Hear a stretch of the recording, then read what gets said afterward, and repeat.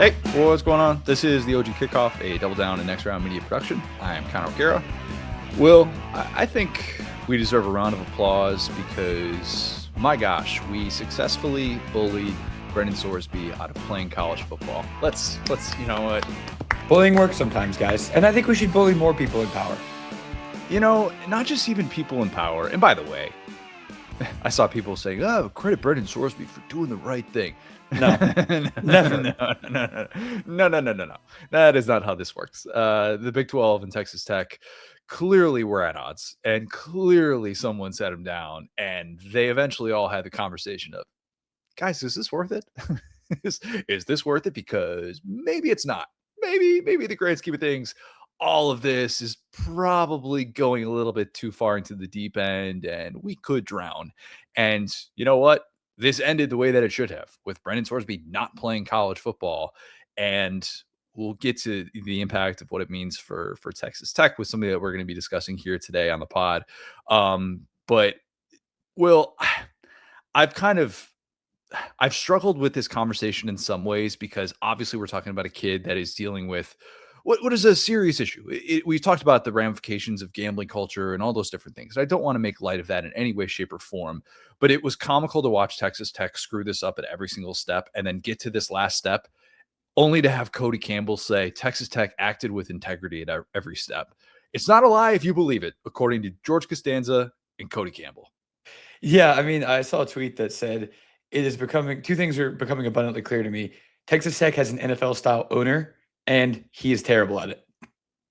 Who is more Texas, Jerry Jones or Cody Campbell? It's a real conversation. You know, it's got to be Cody Campbell, because the thing about Jerry Jones is he's existed outside of, some things like the trades in the 90s and everything. He's really existed within the rules. You can't really be Texas unless you're inventing new laws to break every day. And that's why I got a tip of the cowboy hat to Cody Campbell. This is true. Some are saying he's the most Texas man in existence right now. I mean, he's got an entire show just based on him and his life. So and that's why am I blanking the name of the Billy Bob Thornton show? The Righteous Gemstones? No. Not Landman. What's the name of it? Yeah, Landman. Okay, I had the name of it. I don't know why I was only thinking of Landmine or something like that. Will, as two people who look, our franchises now finally have a franchise quarterback. I think, at least, I hope. There is going to be a market for Brendan Sorsby with the supplemental draft, some of which I care about, some of which I don't. I think he slips further than people expect, and I don't think he's a first-round talent yet. Would he have had the potential to be a first-round quarterback if he had a really good season? Of course, obviously. I think he would have been in the NFL if he were already a true first-round guy, a true late first-round guy, and in the same conversations as Ty Simpson. I think he needed this year, though. He's basically on a zero-tolerance policy now moving forward with gambling stuff, which is a part of this conversation, as much as the NFL would just like to say, if you're good, we'll find a spot for you and take on whatever risk is associated with it. It's a little bit different with quarterback. 4th rounder, 5th rounder in the supplemental draft. What do you think? Maybe I'm crazy, man, but I just never saw him as an NFL quarterback. I just thought he was a fun college guy. And I think that the quarterback position is one of these last true bastions of you kind of have to play the game at a high level and show some of these things. Like the Josh Allens are so few and far between, and they all have a common theme of guys not getting chances and guys having very high measurables, which I don't really think he has either one of. I think he's definitely got the size. He's got the mobility. I mean, he's got those measurables. I don't know that his throwing ability is quite as next level as people might assume, based on the frame and based on some of the things that he can do as a true dual threat guy. That's what I'm talking about, because that is pretty fundamentally the job, right? It's like throwing the football. I just haven't seen that out of him on a level that would make me overcome all the risks. Needs to improve the accuracy. Lord knows that's been said about many a quarterback prospect in recent memory, and I don't want to pretend like that's just a non-starter for these teams, because it's clearly not. But yeah, I think he ends up being a little bit later in the supplemental draft. How is that not on TV? It needs to be on TV now. We haven't seen anybody selected in it since 2019. So he's going to be the first supplemental draft pick of the 2020s, which is kind of crazy in itself. But I'm very intrigued. I'm very intrigued at what this step looks like, especially knowing that he's no longer going to be in college football and we don't have to just have this cloud, as crazy and as chaotic as it would have been. So that's a little teaser. I'm kind of glad that it's off to the NFL and that this isn't going to be the story that dominates the college football season. Yeah, and I'll say too, man, my direct quote on this was like, someone is going to have to be the adult in the room, right? And we kicked it around. Like at the time I said the NCAA question mark, and you're like, no, they don't have any teeth. So we were both right in that regard. It wasn't the NCAA, but the fact that it was basically just the entirety of college football. Like I don't want to give Brett Yormark, the Big 12 commissioner, that much credit because ultimately the torches and pitchforks were at his door to make the easy move to just be like, hey, like it would be one thing if we said finally a commissioner stands up for what's right. But I think that pretty much anyone in a workplace situation, if you have every member of a large organization saying one thing and one guy kind of just like laughing and being like, he, I'm technically correct. You can't just have a league, like that. And that's part of the reason why Texas was not a great fit in the Big 12 is they were always kind of trying to change the rules and everything. So if you have these guys that have stayed in the boat after the departure of those schools and been taught that they have a seat at the table, you can't just have another Texas school from the Big 12 go, actually, we're just going to let guys just rip it, just do whatever they want. So yeah, I think that ultimately good won. And how often have we been able to say that about college football, Connor? Pretty darn rare. That's pretty darn rare, man. Yes, Brett Yormark works for the athletic directors. He works for the presidents. And once they were able to get all their ducks in a row, it was very clear that this was going to be a massive issue within the Big 12. All right. That's enough on that, at least for like 20 seconds. We have a great pod lined up. Great pod. Matt Barrie, the new SEC Nation host, friend of the show, not the fantasy football analyst. He is going to join us in a little bit. We're going to close with Lad of the Week and then a little programming note at the end.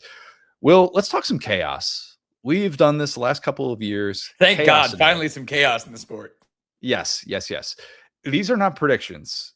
I repeat, these are not predictions. I am not saying that these things are about to happen and this will be the 2026 photo album in college football. Chaos scenarios outline things that at least have some chance of happening and would have a massive ripple effect on the rest of the sport. We're getting ahead of storylines that could dominate college football and they could be felt by the masses. Mizzou having a bad defense and winning 6 games would not be a chaos scenario. Okay, Mizzou fans, you would be mad. I get that. The rest of the college football world would probably continue on business as usual and not really think twice about it. Now, if that happened to Georgia, that would be a story. That would be a story. Yes, that's a chaos scenario. And we're talking Kirby Smart legacy and what in the world is wrong with this program.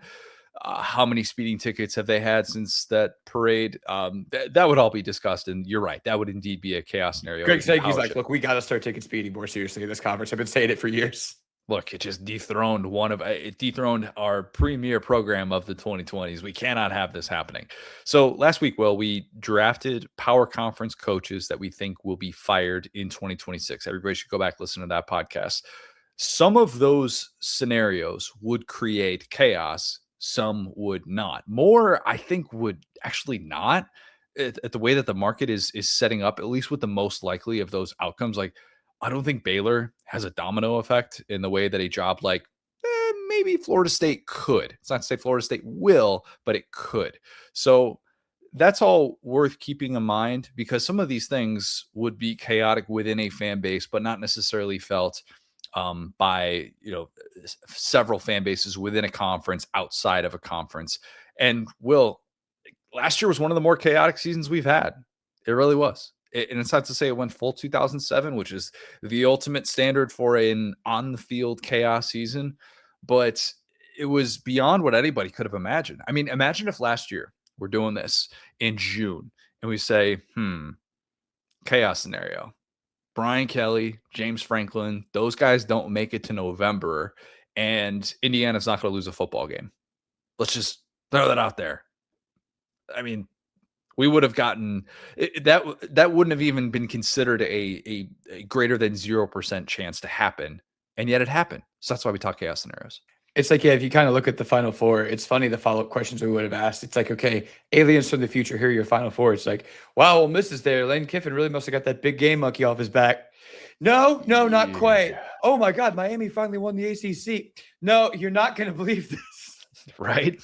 Yeah, things have a funny way of if you just looked only at one specific result and tried to figure out how in the world we got to that point, very oftentimes you would be wrong. And I argued last year Florida was the ultimate agent of chaos going into the season. It felt like every single outcome that you could have mapped out for Florida was indeed chaotic, and I think that proved to be true. Maybe not quite to the extent that I thought, but we had a premier job open up. I'll We say really saw. quick, man, but this is just a quick side tangent. I'm getting a little bit worried about Florida, like in a good for them way. They've kept a lot of really good guys. They're recruiting really well. John Summerall is like the best kind of Chad guy. Like I'm kind of looking up and down at some of their numbers. Like it's going to be legendary how bad Billy fumbled this. Yeah, if Florida, so we did the 40 and 40 rankings for the next round. That'll be coming out soon. Those guys do a great job of counting down the top 40 teams in college football, which we all vote on. It was fun to be able to vote on it this year. And I don't know about you. We'll get back to the chaos in a second here. I got to the end of the top 25 because we only vote on 25, but they include 40 because obviously that factors in other teams. And I'm looking at Florida going, man, I know that they've only won 4 games last year, but I'm kind of looking at this team and all the things that John Summerall's done, and I can make a better case for them than I can for a lot of these others.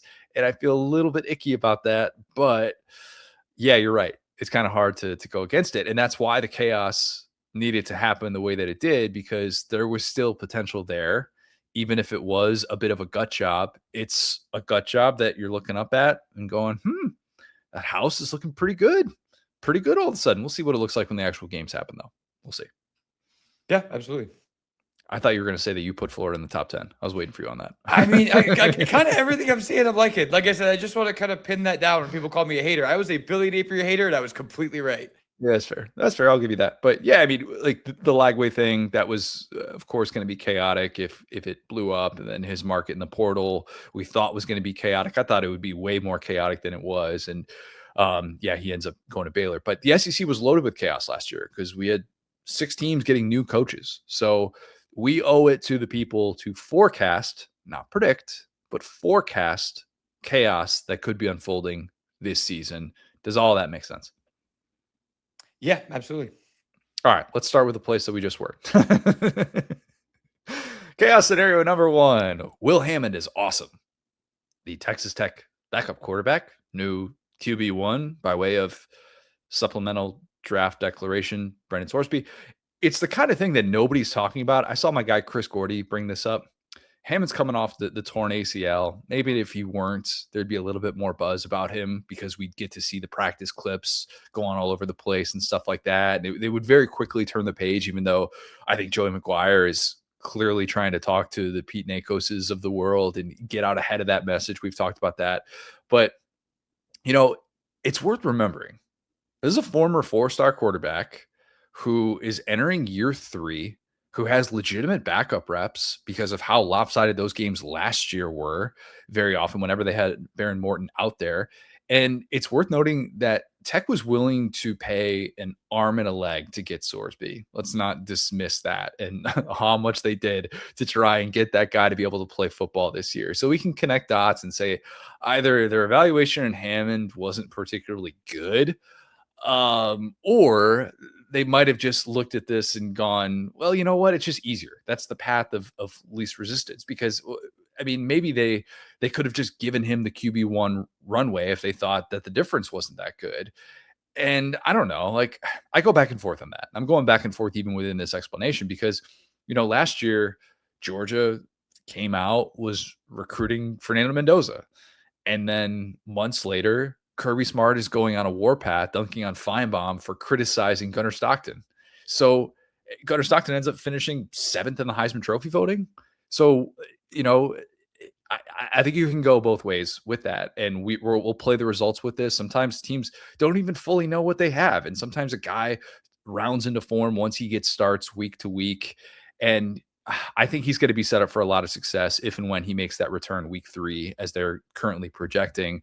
I've mentioned this before, but it's a really good group of skill players that Tech still has. And while I do think the defense takes a step back, the under-discussed part of this meteoric rise that's taken place in Lubbock is the fact that they got Shield Wood from Houston to fix the defense. And they did that in astounding fashion last year. I mean, that was a group that, they played the bowl game against Arkansas and they couldn't stop a nosebleed. And then all of a sudden they just transformed into this unit that wasn't just pure talent. I mean, schematically speaking, they were pretty darn good. They did things to Dante Moore that had him in a bit of a pretzel in that game. So I think Shieldwood's a really important part of this. And it's kind of the reason why their floor is so tremendously high this year too. Shieldwood, interesting name to keep in mind if the South Carolina job opens up. Just file that one away. From Spartanburg. Shield from Spartanburg. That's catchy. Is he friends with Tyler? It's got to be.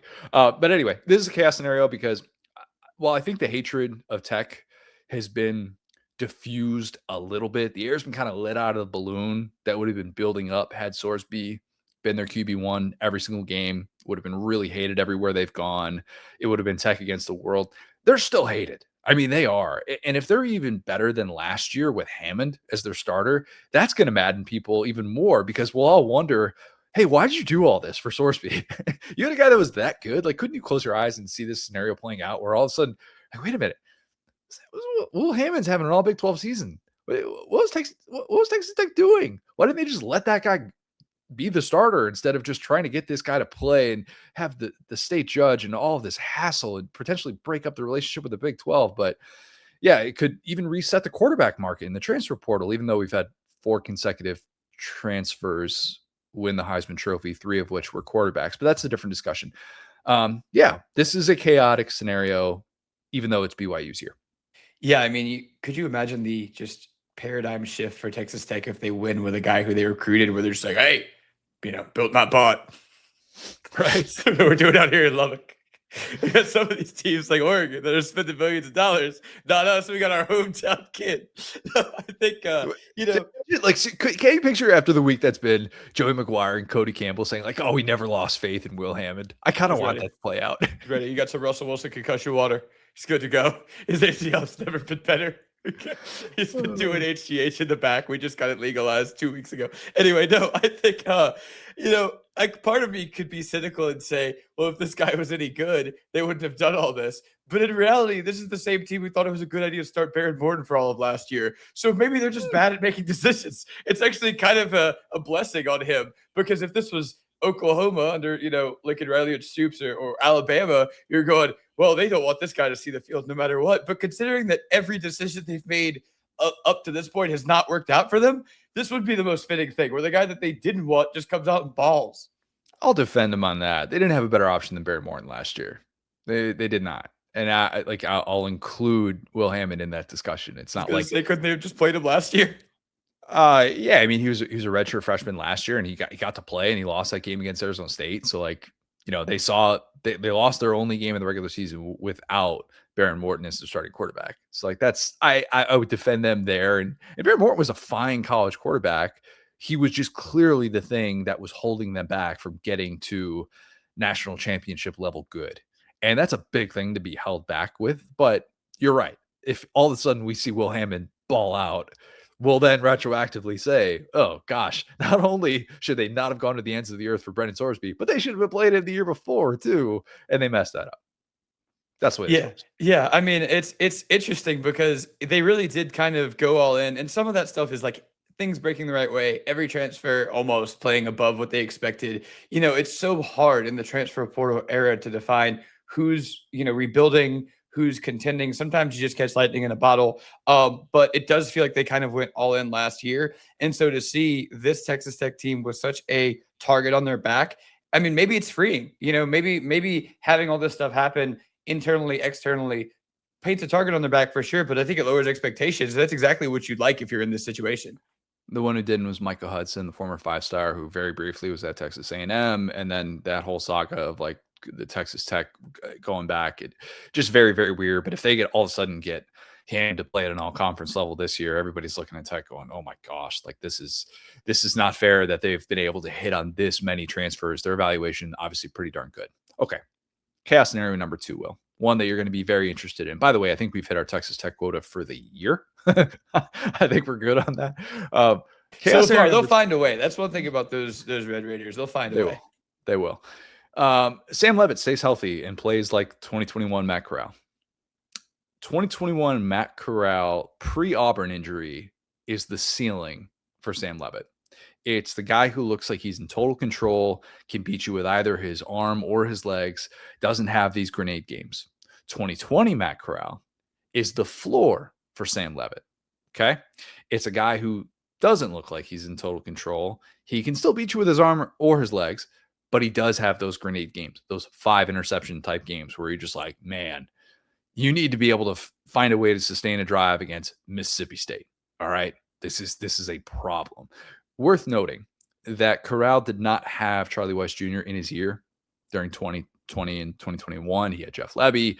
But this is worth discussing because if Leavitt plays at that 2021 Matt Corral level, LSU is very capable of being a 10-2 team. That's not crazy at all. I wholeheartedly disagree with Bud Elliott, what he said about LSU having the easiest schedule in the SEC, especially when the conference slate starts with 2 playoff teams at Ole Miss, home against Texas A&M. I don't think that that's a fair take. I respect Bud and the work that he does. Blue chip ratio, very much a part of the college football lexicon, but disagree with that take. Going 8-4 with that schedule, which I think is plenty challenging, would also not be a massive shock for LSU. It would be noteworthy.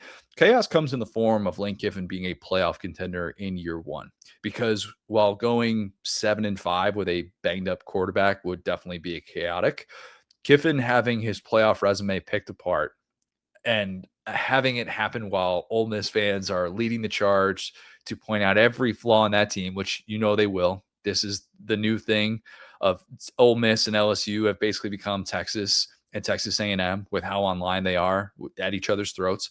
That would be chaotic if that played out. So I think LSU being actually a good team is more chaotic than the alternative. Do you agree or disagree with that?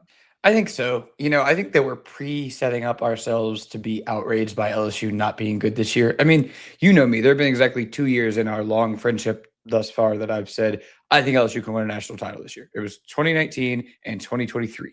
And it took wild things for 2023. I've never said LSU can win a national championship. So we're in total disagreement. I've never ever said that in my entire life. Exactly. But if you go back and watch the clip of you saying LSU could contend last year, it was like, huh, how about that? And so, I mean, just because in my childhood, when you're a kid, you think you win it every year. And then you start to see the things that are the reason why you don't. And so I have been pretty fair about LSU over the years. And I think that this year I'm in the same boat. I think that 8 wins is not fireable. I think that 9 wins is about where we're going to sit. And to your point about Bud Elliott, saying, oh, anything less than 10, I think is a disappointment.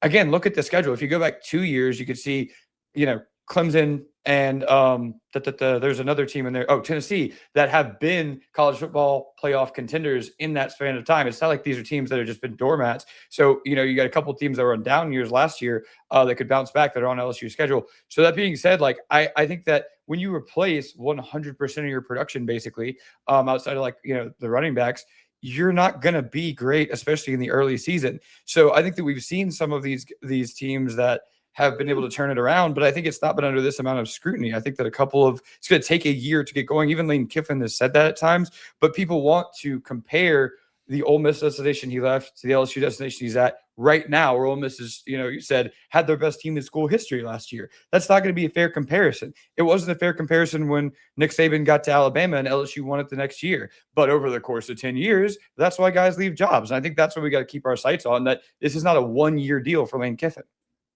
DJ Pickett, Whit Weeks, those guys part of the production that they bring back? I'm talking about offensively. Now on defense, they have no excuse to be bad on defense. All right. But offensively, we're going to see some weird drops. Yeah, it's fair. It's a very, very new look offense. They have basically just come in and said, we think we have talent in the running back room with Harlan Barrie, Caden Durham, and then everything else. Let's start fresh. I don't blame them. I really don't. It was a disaster last year. Okay, number 3. Marcus Freeman doing the 2023 Jim Harbaugh. That is a chaos scenario in a lot of ways.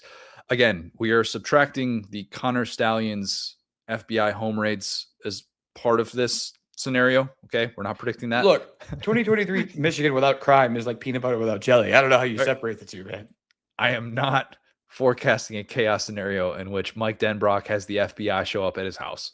Okay, we are not getting into whether or not Chris Ash has anything on his computer that is worth the FBI's attention. We are not doing that today. I cannot say that enough. Okay, we are Like Jen Brock's got some bowling scores that have flagged the FBI investigators.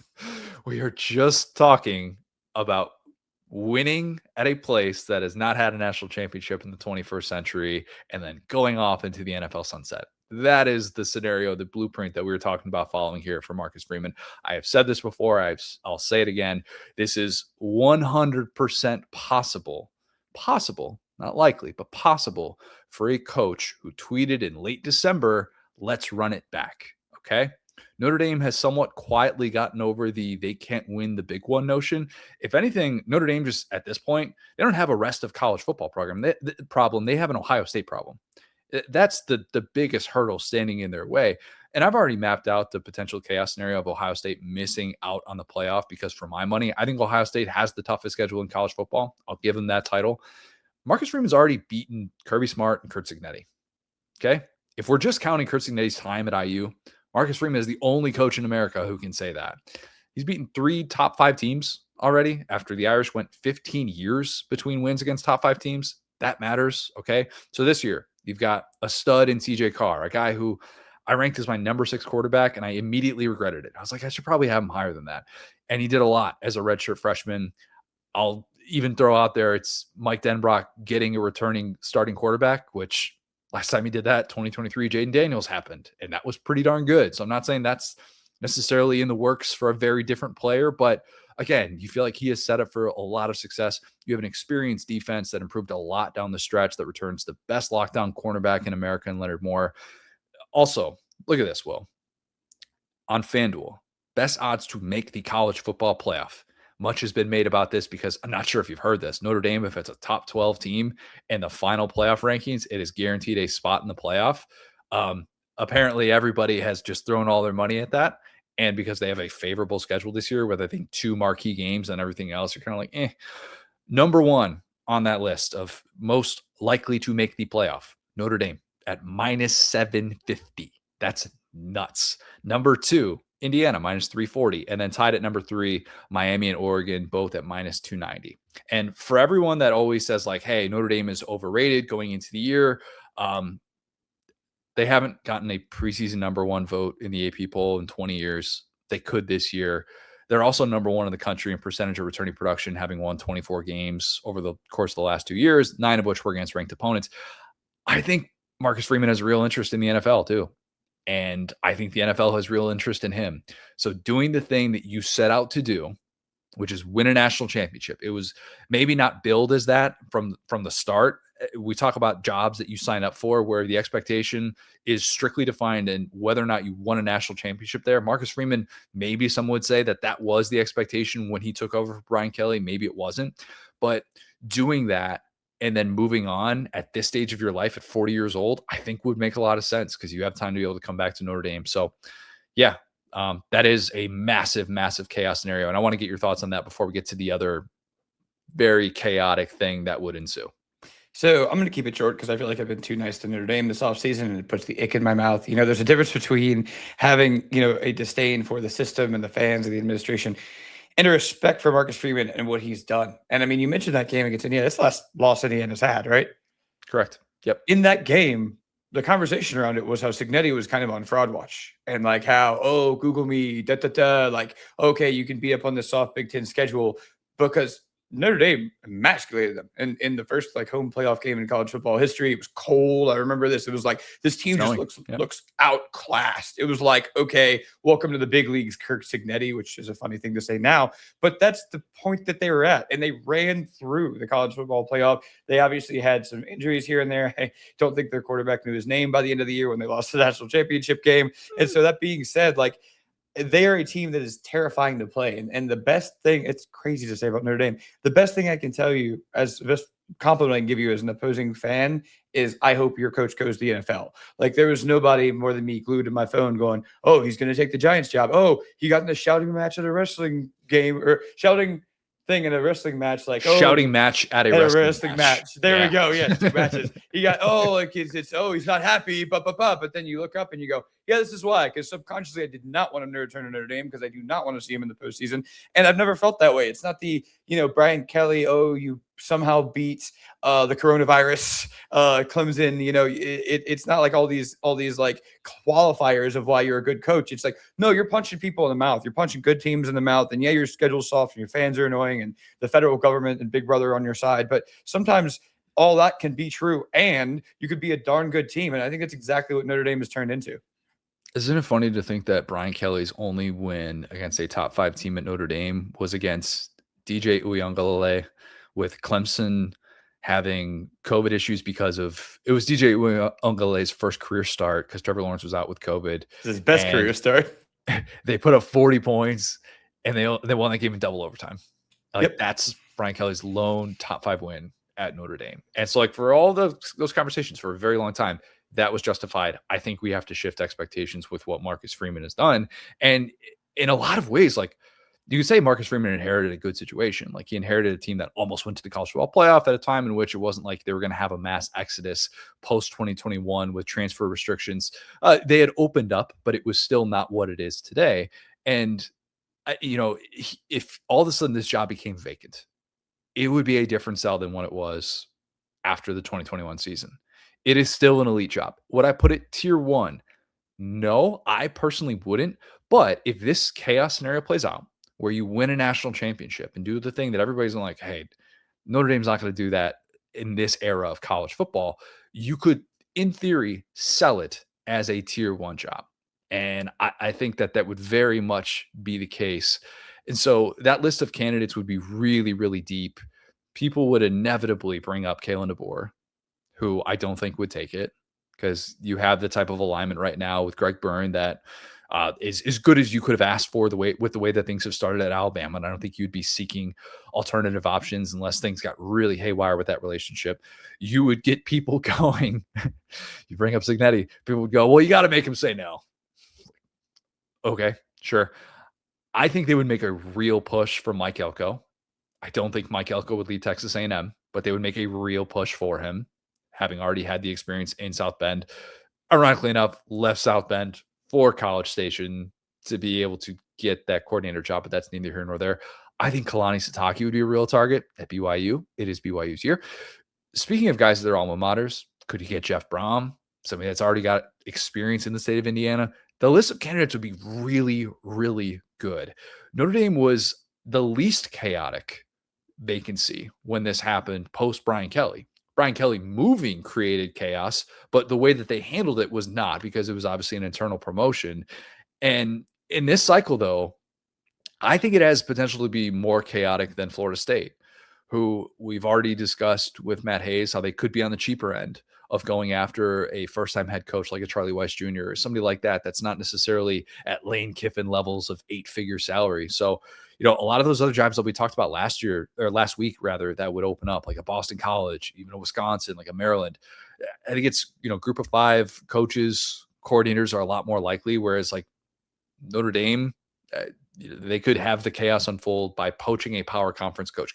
Chaos happens when you poach a power conference coach, and Notre Dame could definitely do that if it followed the 2023 Jim Harbaugh path. Yeah, and I'll say really quick, I think that Marcus Freeman has not changed my opinion of the Notre Dame job very much. It has made me respect him. He's changed mine. I think he's changed mine a little bit, man. Let me finish. It has made me respect him all the more for his ability to fit into it.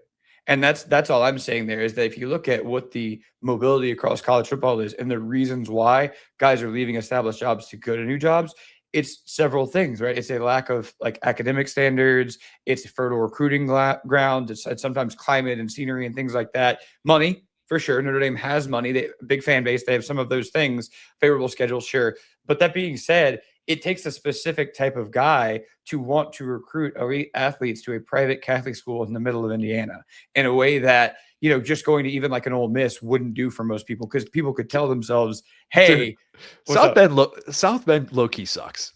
Can we say that? Look, I love the state of Indiana.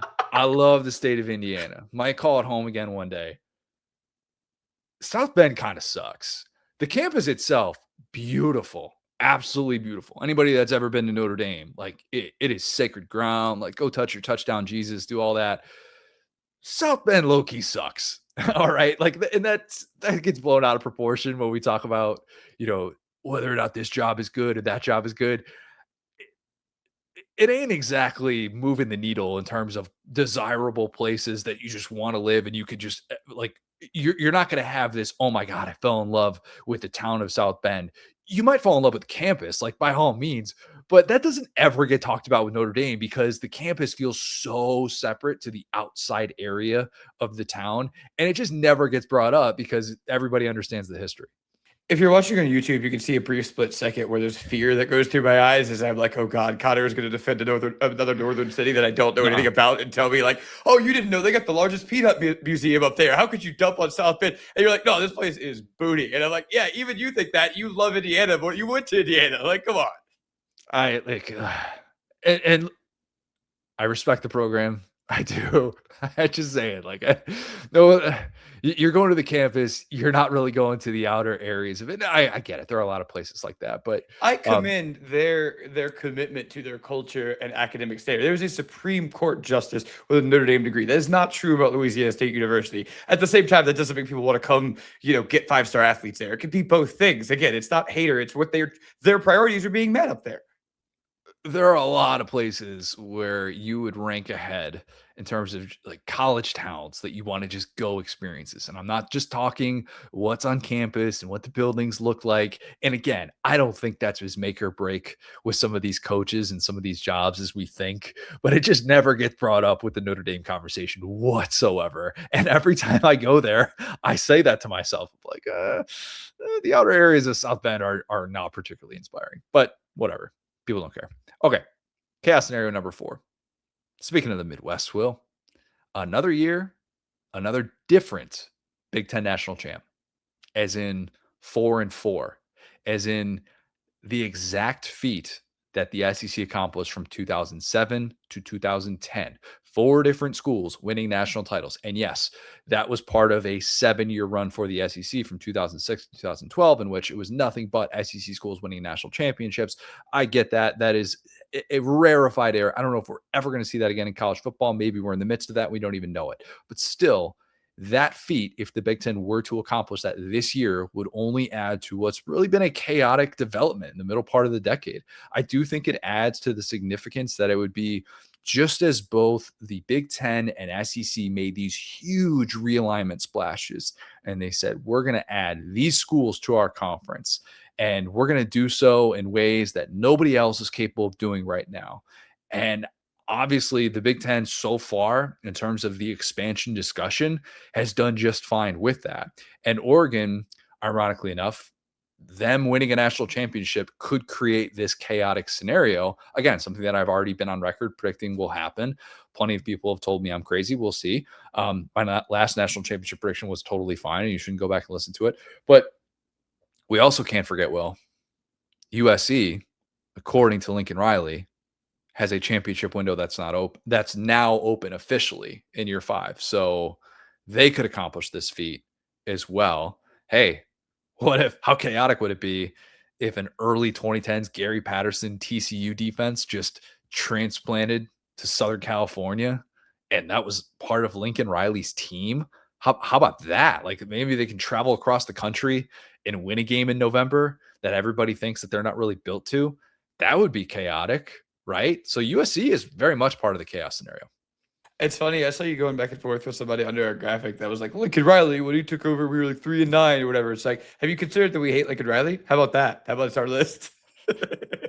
how about that guy sucks? Did you ever think about that? And so, yeah, somebody made a point about the NBA finals where they're like, sometimes basketball just comes down to, I'm going to physically dominate you. That's why we have questions about Lincoln Riley, folks. Sometimes it just gets down to it. And that's what the issue has been for Oregon as well. I mean, hey, if you had told me, 4 years ago that this is what college football would look like at this point in time, I would have never believed you. Obviously, we made a lot about Indiana, but even Ohio State's path is, arguably less possible historically than Indiana's losing that many games. Wow. Imagine losing multiple games in a season and winning a championship, completely unthought of 20 years ago. And so that being said, like anything can happen, right? I hate to be like Mr. Platitudes there, but those three Big Ten perfect Michigan who couldn't throw passes and their quarterback was insane. Ohio State, bad losses and just started turning it on during the playoff. Wagon, juggernaut, Indiana. Whatever you're describing to me about Oregon, USC is less ridiculous than those three things all happening for sure.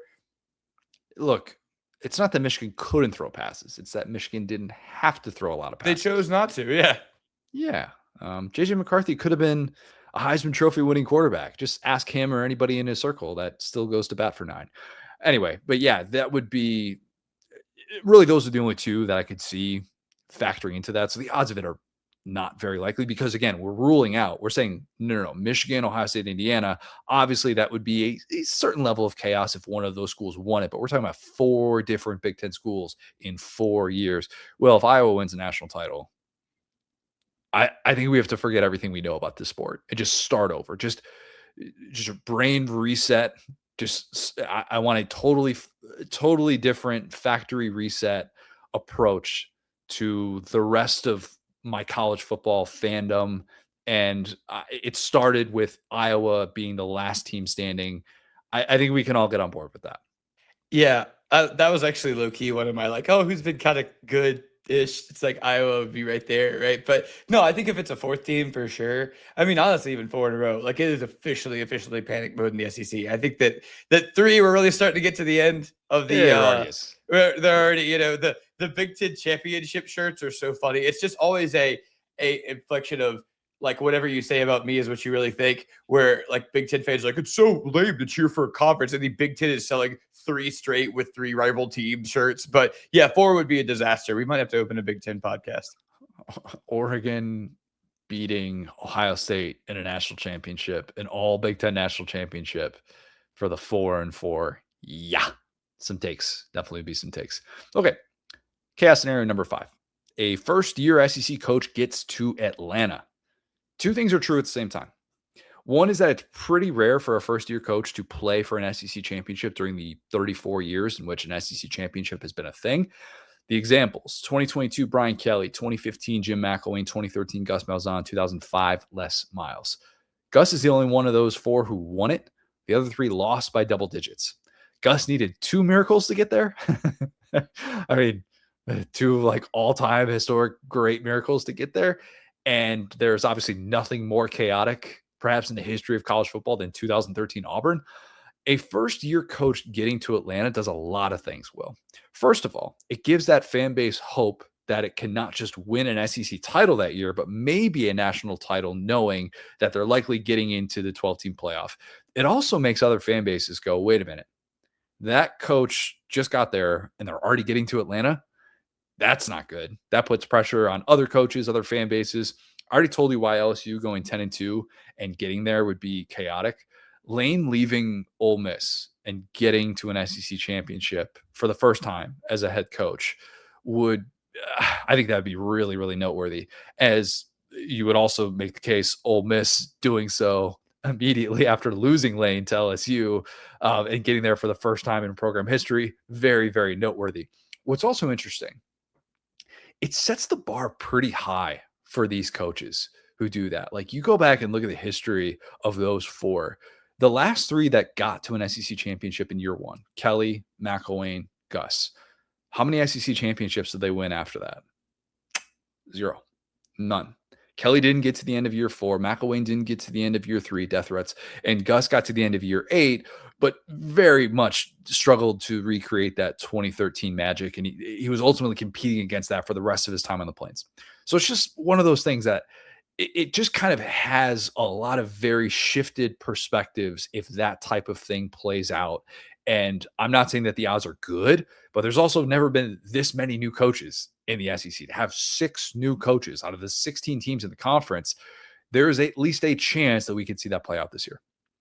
I'm just going to quickly talk about this because you just brought up a team. I'm glad that you talked about the other 3 first. My kids ask me oh, how good was LSU in the 2000s?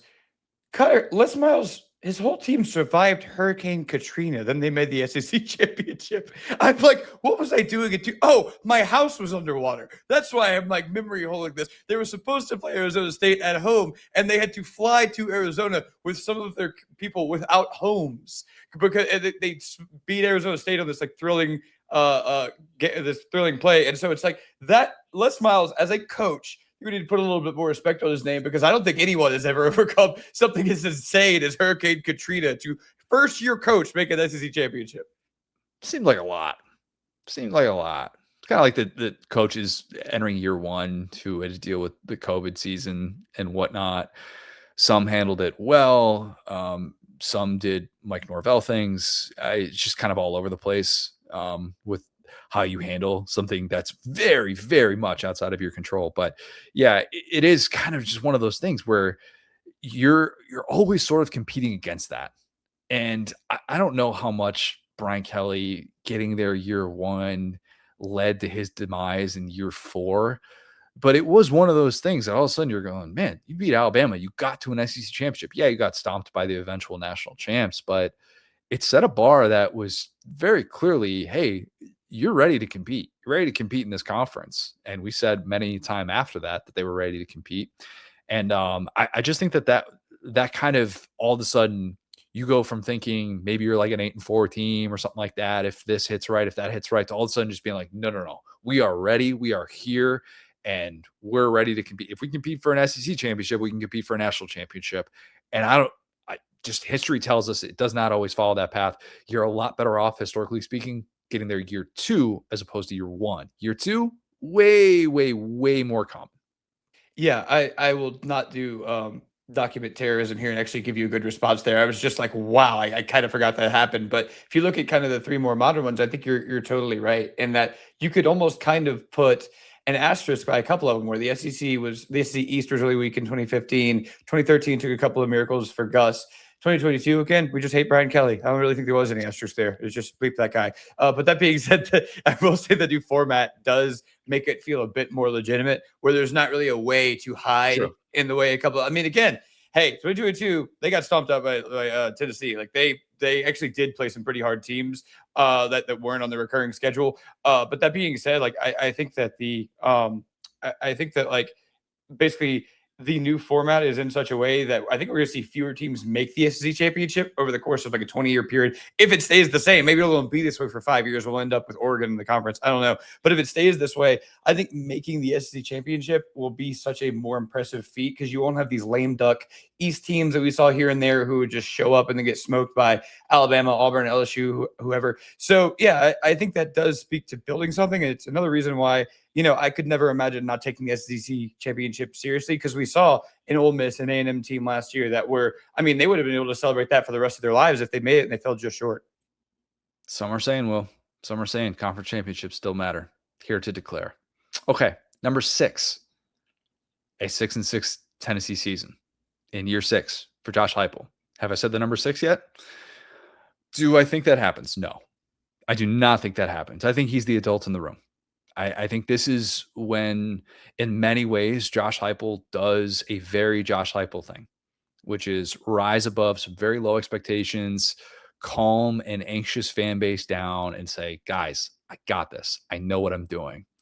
I also think, and I've said this ad nauseum, so apologies for repeating myself, Danny White, his boss, modifying Heupel's contract 4 times in an improved way, I think that matters. As does the fact that he's under contract through 2029 with a buyout that's 75% guaranteed if it's before December 15, 2027 that he's fired. That is still more than $20 million that they would owe for a school that went through a multi-year legal battle over Jeremy Pruitt and $12.6 million in that buyout. Okay. As Adam Sparks pointed out, it is worth mentioning that with Heupel, there would be some offset money there that Tennessee would essentially not have to pay Josh Heupel if he were to get another one of these jobs. I think Josh Heupel, if he were fired after a 6-6 season at Tennessee, I think he would have a power conference market. I do. Like, I think that there are enough of those jobs that I look at and go, I think Heupel would be like at the top of their list just because he's also not done anything off the field to make you think, oh, we can't invest an 8-figure salary into this guy. I'm not saying 8-figure annually. You get what I'm saying. But I think that there would be a little bit of a way for Tennessee to kind of skirt around some of that risk with where Josh Heupel is at this point of his career if it just went really, really south this year. But I think his floor is remarkably high. I also would have said the same thing about Brian Kelly last year, not to make everything about LSU. And then it was a disaster season in which a very large stadium emptied out and told us exactly what was about to happen. And that's why this chaos scenario exists. It exists because Vol Nation's very, very powerful.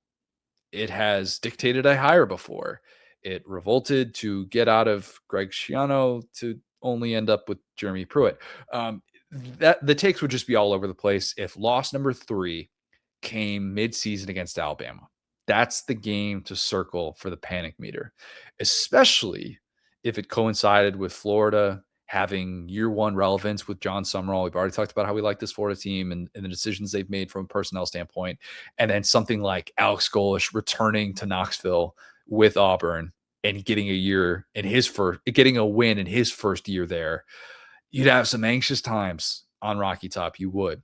Would I upset Tennessee fans if I even, just for the sake of this discussion, Will, gave them like 3 names of people that could be Josh Heupel's successors? Is that a bridge too far? Can we be adults in the room and have that conversation? Sure, go ahead.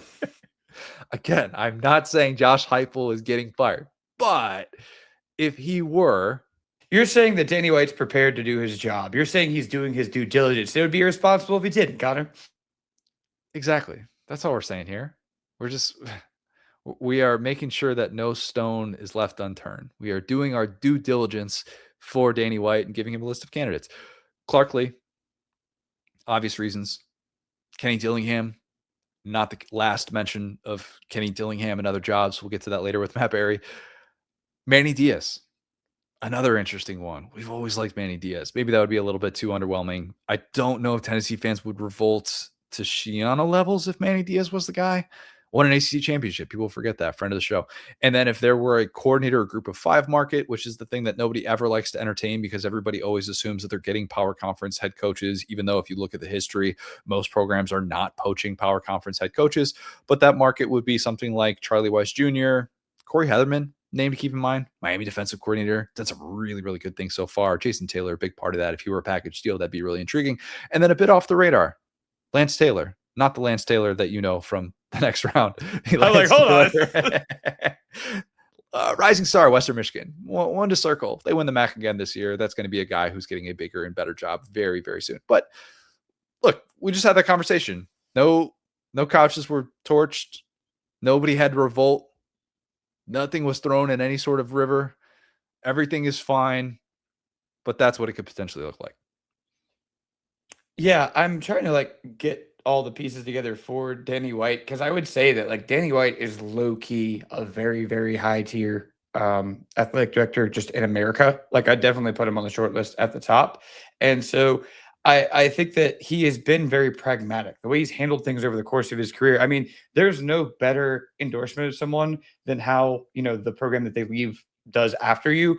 And he took UCF from nowhere to the top of college football, and now they are back in the basement. And it just goes to show the ways that he was able to maneuver in ways that we'd never seen before. He was inventing strategies for them. So I'm right there with you. I think he would end up with a guy like maybe a Charlie Weiss that's a little bit off the radar. I could see him going big game hunting and pulling, a guy that was very happy somewhere else, or a guy that we hadn't really heard of or that we hadn't considered that would make people upset, which was what Heupel did. I wasn't a big Heupel believer when he came in, but it's worked out really well for them. They resurrected Tennessee football. So I think that I've been a big Heupel believer. I don't think he's going to get fired. I've said, over and over again that as an LSU fan, I would celebrate if he got fired because, again, they stomped us on 23-2. We're reliving all the past trauma today here, folks. Anyway, so we got Hurricane Katrina, we got Brian Kelly, wow. And so point being, just as I would be excited for, not having to play Josh Heupel. And again, the thing about Josh Heupel is when it looks bad, it looks like your buddy that you played in NCAA who only runs 3 plays. It's like, how'd you win all these games here? You are running 3 plays. But when it looks good, man, it looks so hopeless. And the team's getting up and down the field. They're hitting the mess out of you. They're hitting these big open plays. So I think you got to take that in perception and bake that in where he's never going to play this brand of football that is super, complimentary and whatever. But I think that overall, if Heupel were to get fired, you would immediately start to fear as an opposing fan what Danny White was cooking. And I think that's the part of it that's interesting. Maybe you disagree with this. Rock bottom during the Heupel era so far was that Vandy game. It was getting run off the field by Diego Pavia. Watching that fan base come into Rocky Top and celebrate was so far rock bottom. And you could make the case that by losing the bowl game to Illinois, Brett Bielema is sitting there saying that Tennessee was a national championship contender 2 weeks left in the regular season. I'm pardon my take, whatever. You could make the case that rock bottom continued and that it didn't all of a sudden get better with the offseason whiffs at quarterback in the transfer portal. And that's part of the perception problem that we've talked about many times throughout this offseason. And that's why we're at this place. And that's why the chaos scenario at least needs to be discussed. It's not to say Josh Heupel is sitting here on the hot seat, but many a coach who have not been on the hot seat have found a way to all of a sudden be public enemy number one. And the optics of what it would look like if things went south and if this was all of a sudden the worst season that Tennessee has had under Heupel. I was going to say that would be really impressive. Under Heupel, that's the key distinction here, because 2021, it was going into it saying it's year zero, and it very much was not. And I think winning 8 games is not anything to be scoffed at and having a floor like that since then. But yeah, we need to prepare ourselves for the possibility of that. Again, I'd still bet 8-4. I'd still bet 8-4 for Tennessee. We'll see. Okay, Retweet. Last one. Number 7.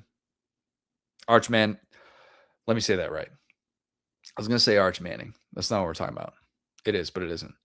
Arch Madness is actually based on him being that dude. Is that a thing? Did you come up with that?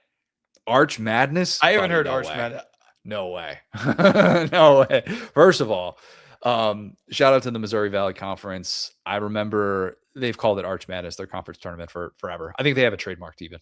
They might. I don't even think Arch can make any money. I don't think Arch can make any money off that. He should be able to, but I don't think he can.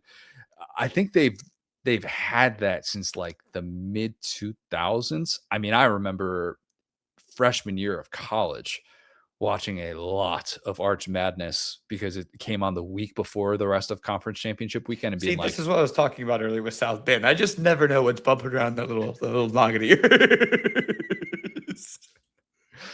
yours. Too much. Arch Manning. That's right. That's what we're talking about. We're not talking Missouri Valley basketball. How would we handle Arch looking like that dude from the jump? Because we've already seen what it looks like for him to not live up to expectations. That chaos scenario already unfolded last year. Okay. What would be the conversations if he established himself as the best player in college football? Some think he is capable of that. I don't think that's inevitable. It would be a chaos scenario felt not only in college football, but of course at the NFL level. You'd have everyone and their mother talking about tanking. Arse for Arch. That is mine. Please don't steal that. Arse for Arch. Shout out to the Brits. Taking that. Trademark not pending. Maybe. We'll see. You'd have people probably saying that he's still flawed as well. And there'd be this pushback. And I mean, even go like late 2019, Joe Burrow. I remember Dan Orlovsky getting up there on Get Up and being like, Trevor Lawrence is the much better player than Joe Burrow and blah, blah, blah. And it's like, oh, so anyone can have resistance in this day and age. So even if he's that good, there would still be people that would push back and go, well, if his name was Arch Smith, we wouldn't be having these conversations. And I always think there's a level of chaos if we're talking about potentially this would be the byproduct of Arch having this type of season. There's always chaos if we're talking about a coach who hasn't won a national title checking that box, who's been just kind of right there, get over the hump. Ryan Day, 2024 is the best recent example of that. Sark doing that would give us another coach doing that for the first time. We've had 3 consecutive years of a new coach joining the national championship winning club. I went back to try and find a stretch in which there were 4 consecutive years of a first-time national championship winning coach. 2000 to 2003 was the last time it happened. 2000, Bob Stoops. 2001, Larry Coker. 2002, Jim Tressel. 2003, Nick Saban. Or USC fans will tell you it was Pete Carroll. Why would you do this? It's pretty likely that we see that stretch is going to be matched, like that we will hit 4, because the only way that it's not matched is if a national title is won by Kirby Smart, Kurt Cignetti, Ryan Day, Dabo Sweeney. Not sure what the odds are on that, if that's even been created by one of these sports books, but I would imagine it would be minus money to take the field. I don't know. But anyway, Arch being the extremely rare guy to do all of those things and live up to expectations would be chaotic. For what it's worth, my expectation for Arch this year includes checking all 3 of these boxes. Get to Atlanta, get to New York, get to Vegas. And that's not to back up Fernando Mendoza. That's where the national championship is being played. But that's, I think, all on the table. Now, if he plays for like a 10-2 team that misses out on an SEC championship, but he still does those other 2 things, you could say that it's all forgiven. But I think that's where the bar is. Get to Atlanta, get to New York, get to Vegas, play for a national championship. Yeah, a lot has been made about expectations. I think this is one where Texas truly, has nowhere to run. I think that ultimately you could talk about Art Smith or whatever. Let's just take the last name out and say he's a guy who has these NFL measurables, who has been lauded since he was a kid, who's been prepared for the spotlight. I mean, I think that it's fair. I think that ultimately it's fair. I often will push back against some of that and say, oh, the kids, don't choose to have this life. In his situation, it's benefited him greatly, right? He's a guy that was independently wealthy and has made his own money technically since the time he got onto campus, and probably not before that. I think his family was pretty above board there because they didn't need the money or the stress of invisible hand guys. And so that being said, I think that, obviously Peyton and Eli combined for 0 national championships. I think that would actually be a pretty interesting thing if he was like, quote unquote, the maybe not the most successful, but the highest achieving in the family. It would just take that, right? And so that being said, you can have a great NFL career, especially with that last name, without doing a ton of winning at the highest level of college football. You can do a lot of participating. You can bring your team to great links and everything. But it'd be very funny if he was seen as the winning Manning in college, if he for Texas puts all this together. And I think that Sark is a great coach. I mean, I think he's a great play caller. I've kind of hinted at that, said that in different interviews. I think that but this is it for them. I mean, they are unserious. I think that the best thing that the University of Texas could do is band together with Paxton, their attorney general, and take a stand with their brothers at Texas Tech to never play the University of Georgia again. Because if they were able to do that, their path is wide open, Connor. I want to see another Texas-Georgia game. Everybody but Texas wants to see that. I know, right? Georgia fans want to see it. I'll tell you what. I would love to see it in an SEC championship, as much as I've talked about wanting to see new blood. I like seeing these teams battle. I want to see if Texas can get over that hump. I do think it is a real block for them at this point. Mental, physical, all of it. I think that would be fascinating to see out on a playoff stage as well. It could. That's the fun thing about the 12-team playoff, is that we're more likely to get those matchups than we were in any previous era, and that's fun. And even though they don't play in the regular season, it could play out. But yeah, I mean, watching Texas have one of those years and be back in every sort of way that they've always dreamt of, that would be the exact thing that they signed up for when Arch committed back in, was it 2021 we're talking about here? So I don't know that necessarily happens. If I'm sitting here betting today, I would say it probably doesn't. It's very hard to live up to those expectations, and Lord knows Texas has failed to do so at many different turns. But do you have a chance to do these things? Yes, all on the table. That's chaos. Okay. Any other chaos scenarios that you thought of while we were doing this that we need to be able to discuss? I don't know that there's a whole lot within the ACC or Big 12 outside of the ones that we outlined, outside of a team just having, of course, anything chaotic of like a team that's 100-1 to win a national championship. Yes, if Arizona wins the national championship, that is indeed chaotic. And you will hear me talk about Noah Fafita. So don't worry if I did not discuss that here today. Yeah, I think the easy, cheap thing, exactly to your point, would be like, oh yeah, like Northwestern makes a run. I think there are two guys that could have How You Like Me Now seasons that aren't ridiculous that I think would really change things.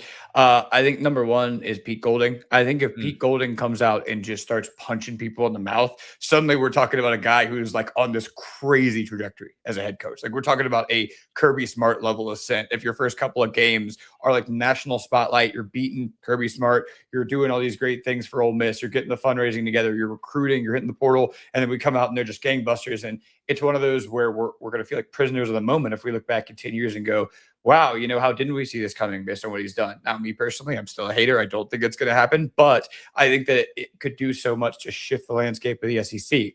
What do you think about that? yeah, if they beat LSU, I would love to know what that behind the scenes support looks like all of a sudden. And I think the way that they've recruited in the portal post Lane Kiffin suggests Pete Golding still very much has the approval of those important people, the ones with the deep pockets. But if you beat Lane and all of a sudden you give those very wealthy people in Oxford and in the state of Mississippi more proof of concept to say, hey, this wasn't just a team I inherited. I had to rebuild a lot of this roster. And look what I did on this big time national stage, all these different things. I think that only adds to it. You're right. We mapped that out with, a first year coach, getting to an SEC championship, which Pete Golding technically is, even though he got to coach in the playoff last year. But yeah, it would definitely be chaotic. Everybody would be looking at him going, whoa, all right, we got a real big time player in the SEC. To the people of Oxford, I hope you take all this new revenue and please, for the love of God, invest it in hotels. I've recently bought 2 trips, one to Monaco and one to Oxford, Mississippi. And which one do you think was cheaper, Connor? Because it's not the one you'd think. Wait a minute. You paid more in Oxford than you did in Monaco? Yes, they do not have enough hotels there. Did you There's an stay in Memphis? Airbnb. No, I stayed in Oxford. That's the problem. To have something Yeah. that is walkable from the stadium, I am farther away from Vaught Hemingway Stadium, and it was more money than having an Airbnb of a similar size in Monaco. Please buy hotels. I want to experience your town. The one time that I've been in Oxford, we were there in 2018. We stayed, I think it was just outside of the city limits. And it was we had the setup through an ad deal. And I remember thinking there are not enough places for people. And if they get really, really good, this is probably a huge issue. Um, yeah, being more expensive than Monaco. If you want to tell the average European mind cannot comprehend that Saturday in Oxford, Mississippi is more expensive actually than F1 in Monaco.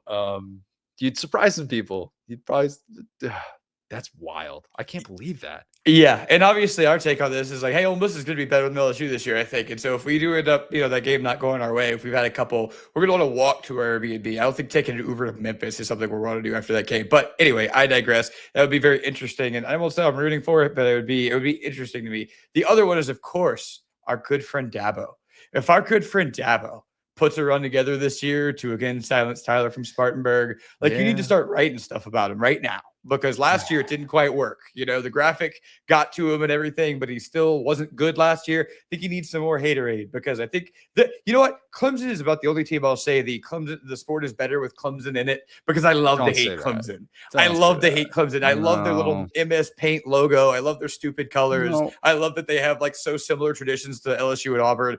I want to see Dabo talking about the parables of whatever when they're like 9-1 with a loss to like Pitt or something. It's funny to me. I want it, like I'm actually kind of tired of rooting against them. I'm starting to feel bad for them, Connor. Will, what are you saying that you didn't enjoy last year? Wasn't a fun time for you?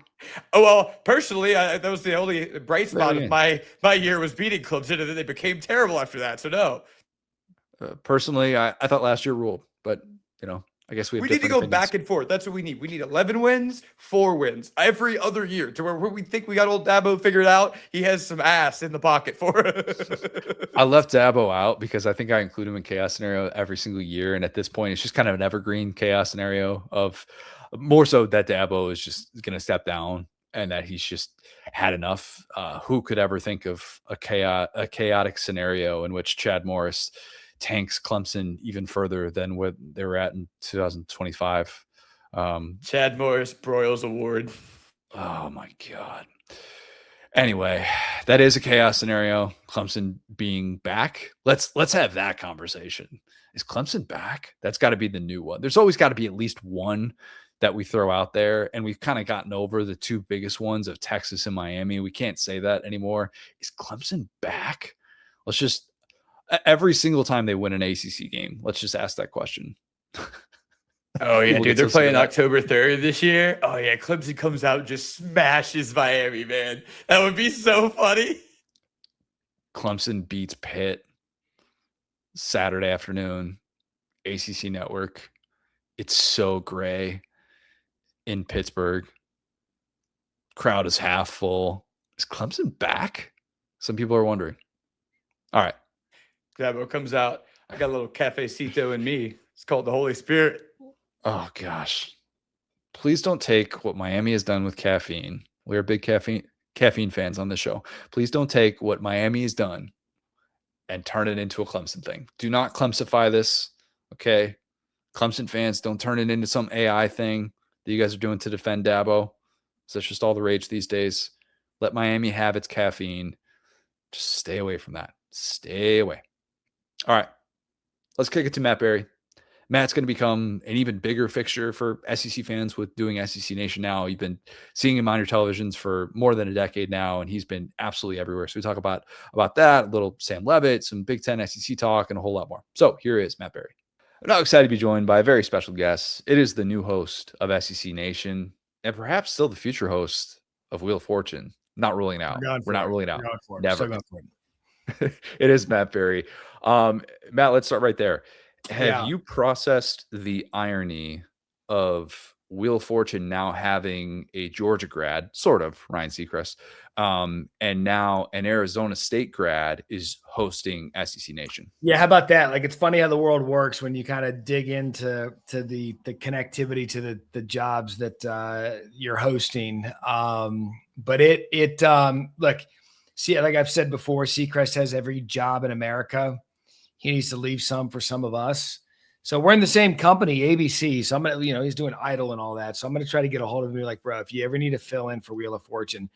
He couldn't fill in on SEC Nation or College Game Day or even College Football Final, but I'm pretty positive I could just knock out Wheel of Fortune. I'm positive too. You could definitely do that. And it's interesting because I think you're the first non-fill-in host of SEC Nation who did not go to an SEC school. And I say that because Marty Smith, when he was filling in for Laura Rutledge, when she was on maternity leave 2019, Marty's obviously, he's a Radford college grad, Radford University, and didn't go there, but it is a unique perspective. And you could take it from someone who like myself, I did not go to an SEC school, and I predominantly talk about the SEC. There are still great benefits to it of being able to come in with that perspective. But just so that the audience has something that they can hold on to and say like, oh, that guy's a homer. Which SEC school will you be the biggest homer for? Well, okay, so a couple things. One, Joe Tessitore actually launched the show when it launched, SEC Nation. He's not an SEC grad. So the actual first host of the show didn't go to an SEC school. So I think Tessitore kind of set the precedent. But you see the South Carolina Gamecock helmet right there. My wife is a South Carolina Gamecock graduate. So she went to the University of South Carolina. So she's a graduate. She's a Gamecock. And I worked my local TV. I worked for 3 years in Columbia when Steve Spurrier was the head coach there. Right. It was my first taste of the SEC. It's funny enough because all my local TV stopped South Carolina and Columbia. And then I was in Oklahoma, obviously pre-SEC for the Oklahoma Sooners. Then I was in Dallas, pre-SEC for Texas. So I've been in the SEC markets. I think that's kind of the beauty of not being the SEC grad, but SEC connections, because you can't be accused of being a homer as a host, right? Like you don't have an allegiance to any of the schools. You just have a broad knowledge of college football. And, every Saturday, I've been in studio now on Saturday with Joey and the fellas for 7+ years, and just about everything we talk about there as well. SEC related, college football final, same thing's always been SEC related. And, the Big 12 is obviously a story, and ACC and all of that, but the SEC continues with its dominance leading into the college football playoff. It will always be the storyline. So I'll try not to homer for anyone. I think it's just the responsibility of the job, but I will get pressure at home to be a little nicer to South Carolina and the Gamecocks. Beamer's the best too. I love Shane. He's great. We caught up in Destin at the spring meetings, and he's always fun to catch up with. We'll shoot each other a text a time or two. So I really enjoy him. I think he's done a remarkable job. I think he'd be the first one to tell you that last year didn't live up to the expectations based on the talent that was on the field. And I'd be stunned if they had another season like they had last year. Better question then for you. Which SEC school that you have not been to are you most looking forward to very likely going to this year? Yeah, so I've been on this circuit since being named host and been asked that question. I've never been to Auburn. So I'm looking forward to heading there, just the War Eagle and Toomer's Corner and all of that. So I'm looking forward to seeing what Auburn's all about. And this one's probably the most shocking one that I've been to most of them because, like I said, in my time, not only in Columbia, because I was there for Steve Spurrier's first year, so the market was so excited to have him. We traveled quite a bit on the road with them those first couple of years. So I've been to most of them. But the one that I haven't been to, maybe a bit surprising, is Athens. I've never been to Athens, Georgia, and so I'm looking forward to that. But even in my time at ESPN Sports on the road in Tuscaloosa, I've been to Knoxville, I've been to Gainesville numerous times, I've been to Starkville, I've been to Ole Miss, I've been to Baton Rouge, I've been to Austin, I've been to Norman, I've been to most of them. But I'm looking forward to hopefully getting to see Auburn and Athens. If you could just close your eyes and just draw up a college town, I think it's Athens. Like I think Athens is tremendous, and it gives me so much of that. Like, man, I don't know how people could go on a visit there either as a prospective student or as an athlete and not just pick there on the spot. Like I think it's that picturesque. That's a good choice to lead with. So, and look, I've thought that about Tuscaloosa. I think Tuscaloosa is a phenomenal college town. The restaurants, the bar scene, the proximity to campus, the stadium.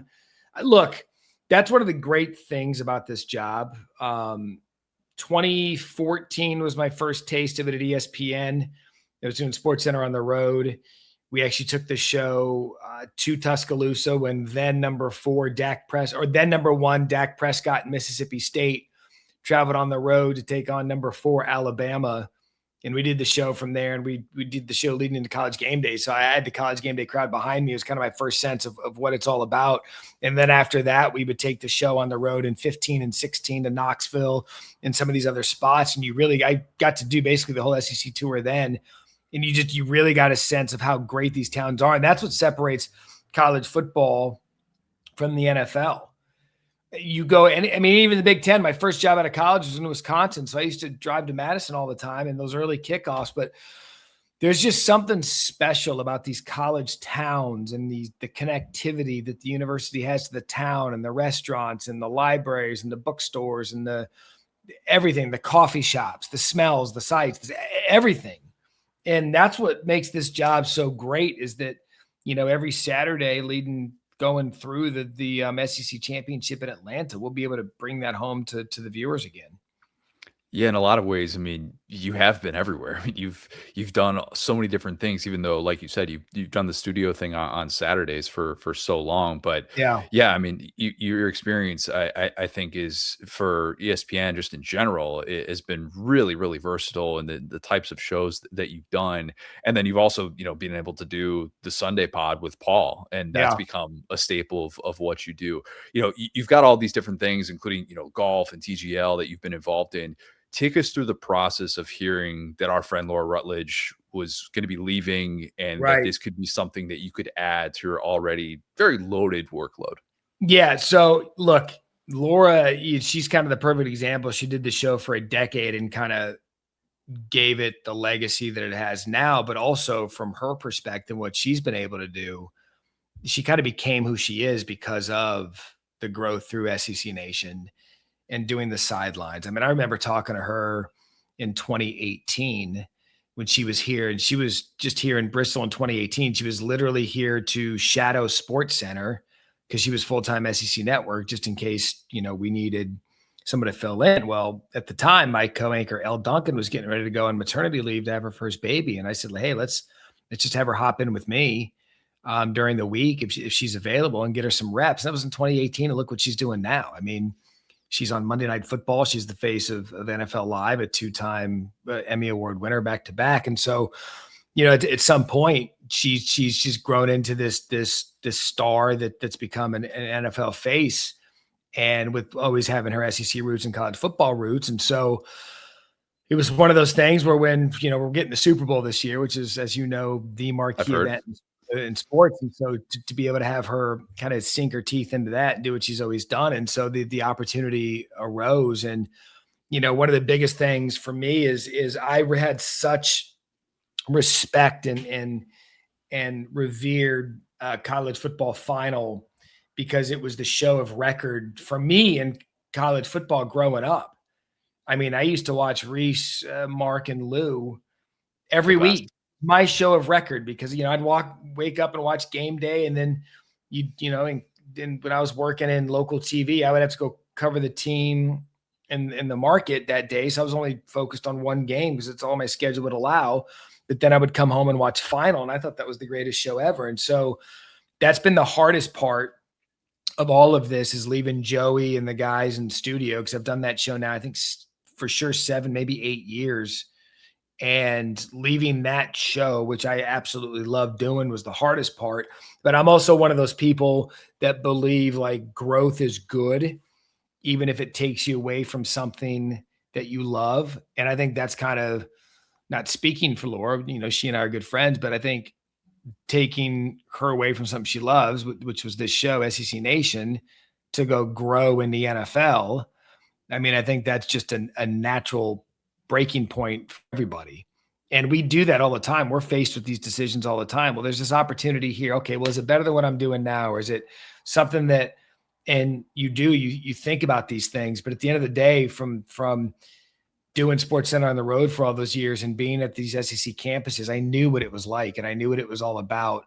And I knew that this would be an opportunity to grow, do the show on the road, stick around and do the halftimes from inside the stadium. So I still get my halftime itch that I've been doing for so long. And so I think at the end of the day, when they approached me and the conversation started happening, I just think, look, I've been at ESPN for 13 years. I've done a lot of things, and this will just be, and kind of the other thing too, it's the only show that's like College Game Day at the network, right?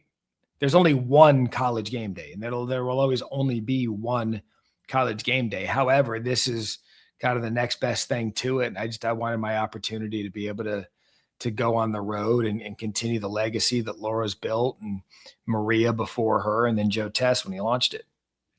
You talk about being at ESPN for 13 years, and we've talked about this a little bit before, but new context is important. I can think of a couple other places that do both college football and golf. How close did you get to leaving ESPN? Yeah, there were definitely some intense conversations that were going on, because those are my two passions. And at the end of the day, I think when you weigh the options, again, like we were just talking about a moment ago, you're like, okay, where is best suited for me to continue to grow? Now, do you hop at that shiny toy when your contract is up because they're saying all the right things? Because when you're talking to other networks, when your deal's up, mind you, that's a recruiting pitch. That's a pitch from another network that's like, hey, we can offer you this, this, and this. It all sounds great. They're not really recruiting you to stay at ESPN because you've been there, you're family with them, how it works, everyone there, and you've got a relationship and you've got a built-in support system there. And so at the end of the day, when you weigh it and you look at the known versus the unknown and where you eventually want to be in your career, I think that ESPN continued to be the market leader in it. And I'm so happy that I stayed when my deal was up a couple of years ago. So to answer the question, close, close. Look, those opportunities you're right though, because it's hard and there are a lot of people who have been able to go on and leave ESPN and do really, really good things. I think Maria is a great example of this. In Tirico, and like you're watching, like I'm sitting there watching Maria do the Olympics coverage, and I'm like, dang, man, like it's not to say that she wouldn't have had great opportunities had she stayed, but it isn't so black and white. And I do think it's a relevant question for people, not just the awful announcing crowds of the world, but for people like yourself that want to do a lot of different things and feel like, man, I've got like a real opportunity here where I could, there are a lot of different directions. This is a fork in the road type moment in my life. And I think it's relevant. And I think it's cool that you've decided, look, I think this is the best path for me. Yeah. And you don't want to make decisions just based on money and you don't want to make decisions for the wrong reason. You don't want to run away from something, you want to run to something. And I just didn't think at the time, I mean, this obviously could change, but at the time it wasn't right. And I knew that. I was more seduced by the flattery of what was being thrown our way rather than the realization that, hey, like I've had a Sports Center home for over a decade. I've always had a Sports Center home. And what I mean by that is a consistent Sports Center show that I host. I was thrown an enormous opportunity with TGL to do a TV startup, which those don't exist anymore. We literally created a game. And so I was thrown that opportunity. And so just little by little, it's like, you know what, this is actually pretty cool. And I do the Masters every year. I do the PGA Championship every year. I hosted the show of record in college football. It's good. I mean, it's a good portfolio. And you don't run just to run. You run because what you're running to is better than where you're at. And that wasn't the case. I have a request, and look, this can't be forced, but you have enough of a rapport with Paul, having done the Sunday pods with him for years now.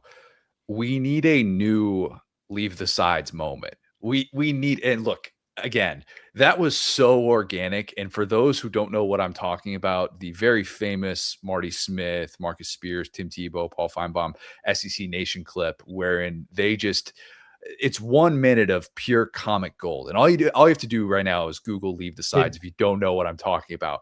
We need something like that, because I think you have to be in the right place with Paul to kind of get that out of him, or to at least allow him to absorb something like that. I think you're capable of being able to give us that. Yeah, the word you used there too that was operative was organic. I mean, those moments, I mean, Paul and I have done Sports Center for 10, 11 years together, maybe longer. And so he used to come in on Sunday mornings and because I used to do the Sunday morning show.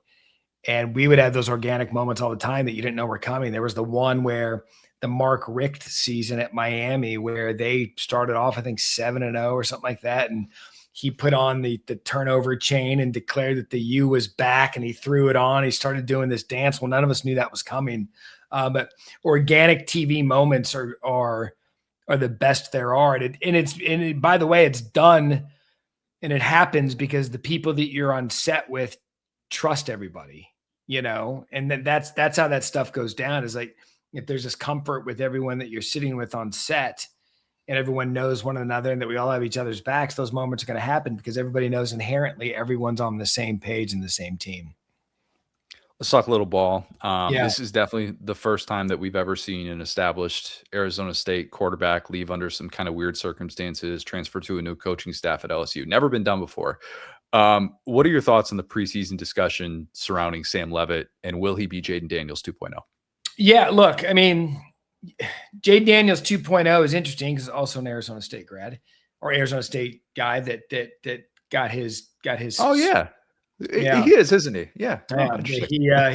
Jaden had a remarkable year from Herm Edwards. He knocked Oregon out of the playoffs, kind of regressed a little bit. And just the time in Tempe, he had 3 years there. The time in Tempe just kind of didn't end on the right note. And he wanted to get a fresh start. Now at the time I was stunned. I was thinking, well, at the time, Jaden had been struggling at ASU. Would he be able to pick up a Brian Kelly offense in Baton Rouge in the SEC? And boy, did he prove everybody wrong on his way to a Heisman Trophy. But Sam is one of those players where, Kenny Dillingham got him from Michigan State. And when he brought him in from Michigan State, he was competing for the starting job of the player, a 5-star named Jaden Rashada, who had committed to about 5 other schools, landed on Arizona State. And Jaden had a live arm and he was going to be a great player, but then Jaden got hurt didn't really participate in spring ball, and Sam kind of grabbed the job and led ASU to a college football playoff berth. And Kenny's great at that. He's a quarterback whisperer, so to speak. And he had a lot of Jake Plummer in him.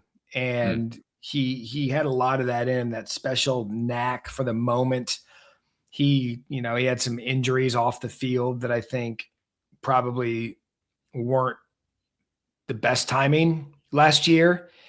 And so for him to believe that he was going to get a fresh start in Baton Rouge, the money that LSU is able to offer relative to what ASU is able to offer wasn't going to be comparable. And so he gets a fresh start with another guy that's really damn good with quarterbacks in Lane Kiffin.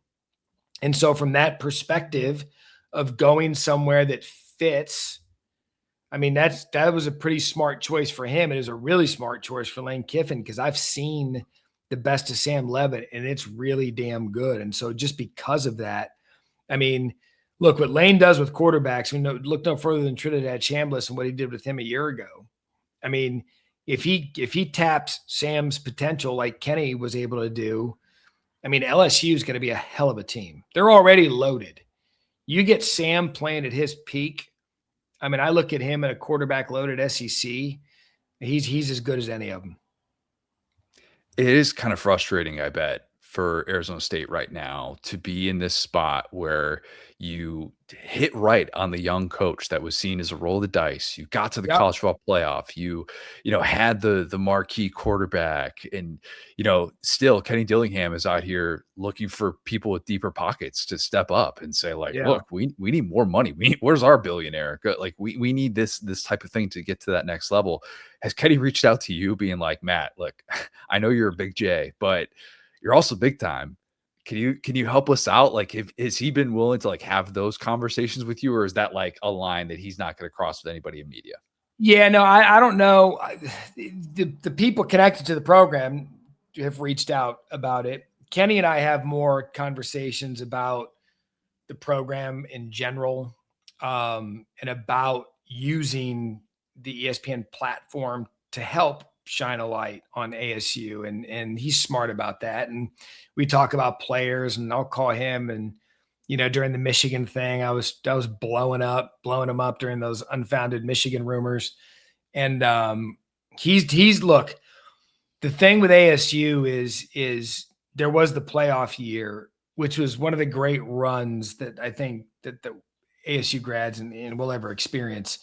But it's the blessing and the curse, because we got Raleek Brown from USC, who was a 5-star running back out of the transfer portal that just didn't really get an opportunity that he liked at USC. We were patient with him. He was injured his first year. And then last year, the year after, Cam Scadaboo becomes the best back in the Big 12. Well, then what happens? Well, we don't have Texas's pockets either. And so Texas is able to come in and grab Raleek, and good for Raleek and good for Sark, because Sark and Texas are absolutely loaded. And so that's kind of one of the pluses and minuses of college football. The pluses are that, Sam and Raleek, albeit their third transfer, were able to go where they wanted. But the minuses are that the teams in the schools that gave them the opportunity to develop into great players were left behind. And by the way, that, when you look back, when people were saying, well, does Arizona State belong in the playoff? Could they compete? They should have beat Texas. If you look back at that, they should have won that game. And so the answer is yes. I mean, could we have handled Ohio State the week after? Probably not. But the point being is that schools like that do belong and can succeed in that format. And so there just has to be a way at some point where everyone can succeed and kind of be in the same world financially, almost salary cap driven, so that the haves and the have-nots are such big swings. But Matt, I was told by Steve Sarkisian that Texas doesn't take all of transfer credits, and therefore it's really hard for them to get transfers, and their unlimited pockets have nothing to do with it. And we should all just feel bad for Texas and their woes when it comes to recruiting talent. God bless Sark, though. I've said this forever in college football. I think the two best jobs in the country now in terms of resources and program stature, alumni base, and reach. I think Ohio State and Texas are the two best, and I don't think it's particularly close. I would add one. I would add Georgia to that. I would add Georgia, and I think that's the top 3. Yeah, Georgia's definitely up there, but those two in terms of size of university, the billionaires that are trotting around Texas and Columbus, I mean, they're far-reaching. I mean, it's insane. And so Texas was always one of those jobs when I was in Dallas and Mac Brown had his thing going. We would always say about Mac, Texas doesn't recruit, they select, because it's that kind of job. And you're right, Georgia is that kind of job. There are a ton of resources there, but I still believe pockets and size-wise and athletic department budget-wise and everything in between, I think Texas and Ohio State, it's long ago separated themselves, but there are some other jobs that do have. I was doing something for Texas Ags the other day, and I said that about Texas A&M. The pockets that are at A&M and the talent that's in that area, I mean, Mike Elko's just scratched the surface there. I mean, he really has. I believe now this year, Marcel's back. They've got some holes on the offensive and defensive line that they're going to have to work through. But I think Elko is going to have Texas A&M in the playoff conversation every year, which they should be. I think Sark's got the most talented team in the country. You know, I think Georgia with Gunnar Stockton. I mean, the talent right now that's coming back in the SEC that's going to have to go get the Big Ten because they've won 3 consecutive national championships. It's going to be an interesting watch. And, you know, Julian Sayin at Ohio State, Jeremiah Smith, I mean, they're loaded again. It's this year, I think, is going to be crazy because the biggest storyline other than the Big Ten winning 3 consecutive national championships is people, why isn't the SEC, if they're so dominant, 1-1? Well, one top to bottom, it's a tougher schedule. I mean, I'm friends with Big Ten guys, and they'll just tell you that, like, the schedule's tougher. But not on the record. They won't say that. Brett Bielema and those people, they won't say that on the record. They'll say that off the record, and they'll admit that it's like 3 or 4 really tough games. And then like you get into the back end of it. That's the part where I will side with some of the SEC, but it can't be the excuse for why you're not winning national championships. No, it can't. No. Once you get in the bracket, then you need to go.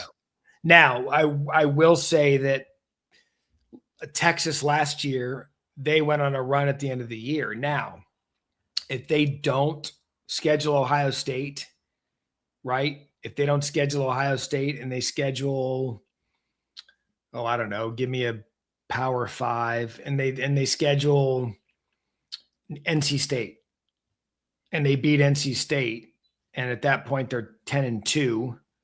I mean, do they get in? Yeah, you know, but like there's also reward, you know, like there's there is. And you're right. There's absolutely a reward to that. There's no question about it. But it is. To your point, there's a reward to a win. But now this year's going to be interesting too, because the SEC for the first time is playing 9 conference games. All right. So you're telling me, because who used to be the doormat of the SEC every year? Used to be Vanderbilt. There you go. Has still probably Kentucky. Vanderbilt on the Mississippi State, unless it was the Dan Mullen era, was another doormat. But Levy's got that thing on the Will Stein. But even Mark Stoops at Kentucky was doing things Kentucky hadn't seen. So the bottom teams started to mess with the big teams. You know, we brought up Shane Beamer in South Carolina. They were 4-8 last year. They were considered one of the worst teams in the SEC. I don't see that lasting long. Arkansas, they had a bad year. They bring in Ryan Silverfield. No one realizes how much money is in Arkansas. Like, if you could get that thing going again. And so could you make that argument? And I don't mean to pick on schools, but could you make the Vanderbilt, Mississippi State, South Carolina, Kentucky argument? Could you make that argument for Rutgers? Or could you make that argument for Purdue? Or could you make that argument for some of these schools? Now, if you want to throw Indiana at me, that's the perfect rebuttal. Is like, well, it happened in Indiana. And yeah, you can do it, but you just got to find the right coach in Kurt Cignetti and a guy that can develop talent better than anyone in the country, because he had to go to Indiana, who we didn't know had the pockets they had until they really committed. And to me, that's one of the great coaching jobs in the history of the sport. As an Indiana grad, you're speaking my love language right now, and I certainly appreciate that. You realize your alma mater is kind of the reason why that take exists, is because of what Arizona State did last year at Mississippi State. And then Mississippi State goes 1-8 in conference play, has competitive games against teams that we view through the lens of the SEC as mattering, like Texas. Right. Mississippi State should have beat Texas. Intransitive property then favors that, and all of a sudden it makes the SEC feel like it still has the argument as the deepest conference. And I still believe that to be the case. It's just interesting that like Mississippi State is now viewed as that team that can illustrate that point for all these different SEC teams. And it's fascinating. And look, I agree with you. I think like there are so many juicy storylines like going into the season. And because there is more parity within the SEC, that I think is creating a conference that feels like it's a little bit all over the place. And that's just maybe the way that we're going to have to accept college football being. Like the fact that Indiana did what it did last year. It's not that we're going to expect things like that to happen, but we could just see this shrinking gap. And I don't know what that means for the next 5-10 years, but Right. in terms of right now, it means that we're talking about chaos scenarios today earlier in the pod. It means there are a whole lot more of them than I think what we could have forecasted in years past. When I just said that about Purdue, like Barry Odom's a hell of a football coach. What if there's a couple of benefactors there that are like, hey, let's make a run at this? I mean, it can happen anywhere. Like Indiana going into the season was the second losingest program in the history of the sport. Like since we've kicked off on Saturdays in the history of the sport, they were the second worst. And they were the most dominant team in the country last year. Like that doesn't happen in any, like that just shouldn't happen. And now because of the way of the world, it can. And, you know, look, the Big Ten, I'll tell you this, the Big Ten desperately needs USC to be relevant again. They just absolutely need USC to be relevant again. They absolutely need Wisconsin to be. I mean, Wisconsin, people forget under Brett Bielema won 3 consecutive Big Ten championships, went to the Rose Bowl. You need Wisconsin to be really good at football. You need Matt Campbell to keep Penn State at Penn State. You need Kyle Whittingham to do his magic at Michigan. Like you need some of these other schools. You need Nebraska. Think about the conversation of college football in the late 80s and early 90s doesn't exist without Tom Osborne, and Nebraska is arguably the preeminent program in the country. Matt Rule, like Nebraska, like there's an opportunity now for the Big Ten. If some of those schools that I just mentioned work their way up into relevance, now we're having a conversation. Now we're having a conversation if Chesney at UCLA gets that thing going. Like now we're starting to discuss, oh, look at this. And I just think that at the end of the day, and that's why this conversation of do teams secede or conferences secede into their own thing. Well, the NFL is how many teams? 32. Well, 18 and 16 Big Ten and SEC make that 34. A 32-team model works pretty nicely. So don't be naive to the fact that they're not discussing that a 34-team league would also work pretty handsomely. I want to go back to something you said. You were hitting up Kenny Dillingham and being like, "Hey, Michigan. I know that job is great." What were those text messages like to Kenny Dillingham? Well, he got trying to convince him to stay. He got smart after a while. Just quit answering me because I was just like, dude, you know. And then he finally, we had talked briefly after. He's like, man, you really thought I was leaving? Like, did you really think I was, sort of breaking my balls about it? But yeah, I think Kenny's where he needs to be because I've talked about this with a lot of coaches, and Kenny just being one of them that you never quite strike the relationship if you're succeeding at your alma mater like he's doing. And he can win there. He can win every year there. He can win the Big 12 there every year if he wants to, in terms of like, you're never going to be a one-hit wonder at Arizona State if you keep it going the way he's kept it going. I mean, last year we've got injuries. Sam gets hurt. Scadaboo's gone, but Sam gets hurt. Jordan Tyson gets hurt. And we're still in the conversation to win back-to-back Big 12 championships. And so at the end of the day, that's home. He grew up in Scottsdale. It'd be different if you were an Arizona State alum and you were from Texas. well, yeah, you're an alum, but you're not home. I mean, he's home. And so for him to be with his family and everywhere, live where he grew up, be the king of town and lead ASU to a playoff. And I expect them now, especially with Brendan Sorsby being gone, I expect them now to be, again, one of the teams to compete with in the Big 12. And I'm glad he stayed. I'm glad that I was able to bother him about staying along with a bunch of other ASU alums. But at the end of the day, coaches are going to do what's best for them and their family. And he still believes that ASU is the best for him and his family. As a graduate of a Big 12 school, even though you didn't attend the school that was in the Big 12 at the time, how over Texas Tech are you right now? Oh man, we did that story for a month on SportsCenter. I mean, I think we led with it. We led with it all week this week and most of last week. But yeah, the fact that there's finally some conclusion to it on June, what was that, 15th, and now we can just get out of it and go into the summer and regroup and start talking college football. The right thing ended up happening. Like it ended up being the right thing for everyone, for Texas Tech, for Brendan, for the Texas Tech football program, like for the university. Like the right thing ended up happening. And you can't gamble on the sport you play. You just can't. It's rule number one. I know Brendan, he went to rehab for it. I'm very respectful of all of that. I'm very sympathetic to all of that. But you still broke a rule. You still did something you're not supposed to do. And now if Texas Tech wanted to do what they were saying, we want to support the student athlete, make sure that he's okay. You could have done that and not let him play. And so what ended up happening with Brendan saying, you know what, and I don't know, look, I don't think we'll ever know who was in on that decision, like completely. And if it was Brendan's complete decision, then good for him. If the university went to the football program and was like, we're not dealing with this. This is way too much black eye on our university. We're not doing it. You should probably move on. Then good for the university. But end of the day, the right outcome happened. Last one for you. I just want you to be able to give a little love to your former co-host. I don't know if you call Dan Mullen a co-host, but coworker, colleague, your guy, seeing what he did last year at UNLV after he was spending, falls with you.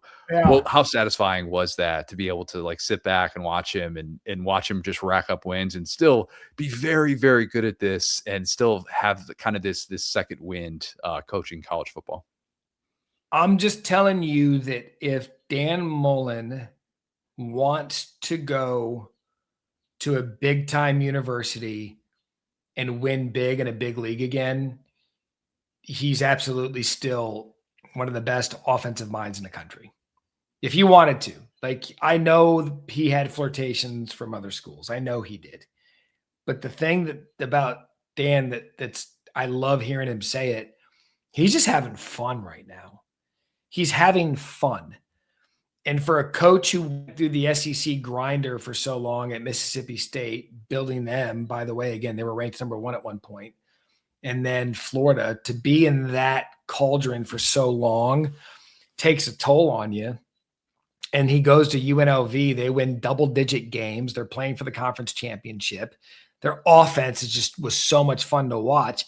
He's like, man, I'm just having fun. I'm having fun again. And then that's the thing, is like, you talk to a lot of these coaches, I don't really know how much fun they're having, because it's just a different world now. They'll all tell you that, and they all know they're sickos. I mean, that's just who they are. And they're wired to love that kind of thing.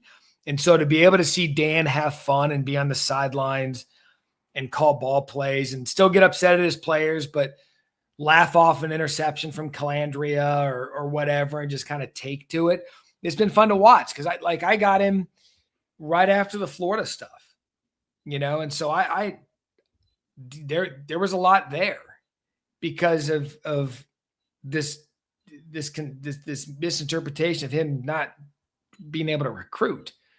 And so at the end of the day, for him to be able to get back in, take a job where people are like, well, why would you go to UNLV? Well, he proved why he wanted to go to UNLV. And I think they're going to do it again this year. I mean, imagine if and when he gets Jackson Arnold playing at a high level at quarterback. I'm kind of excited for that. Like, I'm telling you, think about that for a minute. Like, if he wants to, and UNLV goes on a run again this year, which I think they will because they're pretty stacked offensively. If he wanted to go to a school that was like, you want to come back in, he would do it and he would succeed. And that's not a knock on UNLV. I mean, it is what it is. There's UNLV, which is a really good group of 5. Then there's going to be a big school that eventually is going to come all in, and whether he wants to do it or not, it's going to be up to him. But yeah, watching him succeed, getting back in. But it was funny. He would still text us on Saturdays. He would FaceTime us from the West Coast, knowing damn well we were getting ready to do college football final.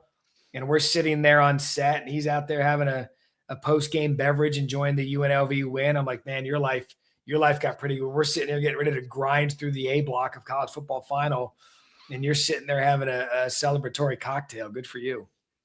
Why would Dan Mullen take the UNLV job? Look at this FaceTime right now. This will tell you everything that you need. By the way, no state income tax. It's a resourced program, which a lot of people don't realize. And you can have fun because the pressure there isn't what it is in other places. Like if you're winning, they love you. If you're losing, they're just doing something else. What coach doesn't want that? There are a lot of places that would make sense for him if they have another one of those years. I'm telling you, even the place where he might have spent a decade, just throwing it out there. Just saying. Look, there. Well, no, I don't. Where he does, coaches are pretty smart. If you had success at one place that doesn't typically have success, to try to go back and repeat that. I mean, you leave. What's that? Look at the Big 12. Look at Scott Frost right now. Look at Rich Rod at West Virginia. It's like the new thing in the Big 12. I'm just saying. No, like you're not wrong. You're not wrong. There are examples of it, and there will be at some point a school. Look, I'm telling you, there were teams flirting with him this year, but he's having fun.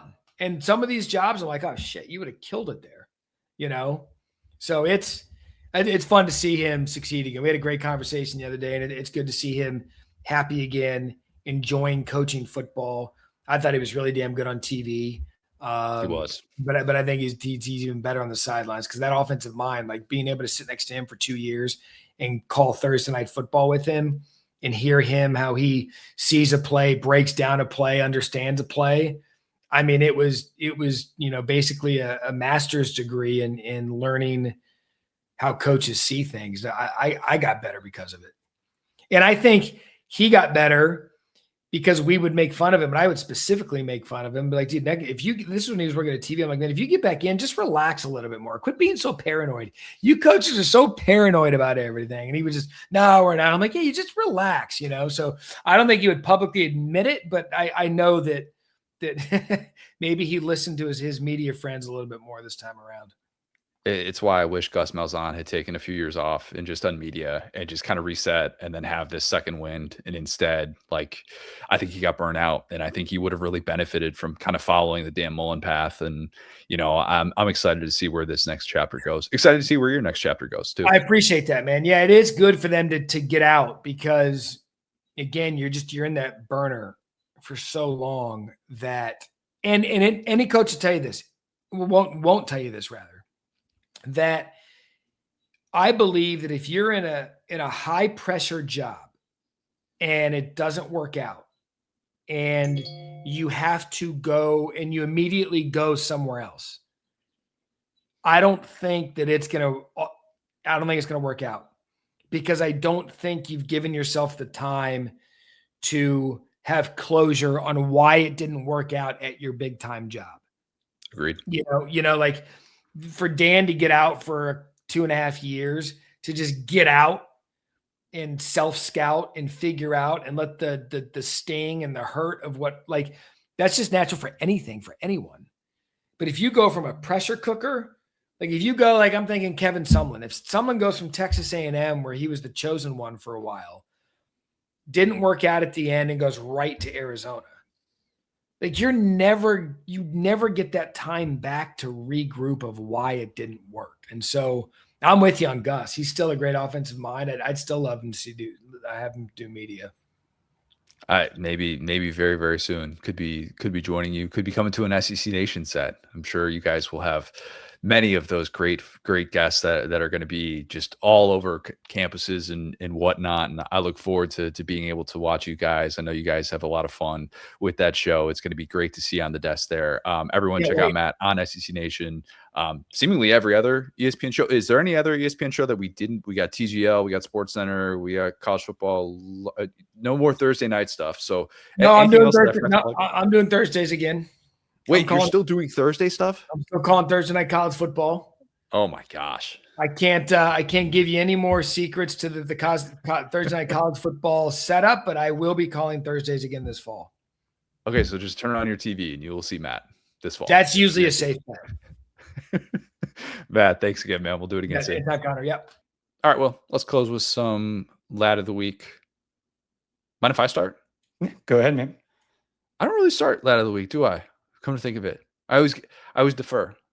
You usually get the more serious ones, so I'm just like, I saw a cat that was wearing a sunflower hat, and you're like, this person is very dear to me, has passed away. Oh, you're right. I do go a little bit more serious. Okay, let's go a little bit more fun today.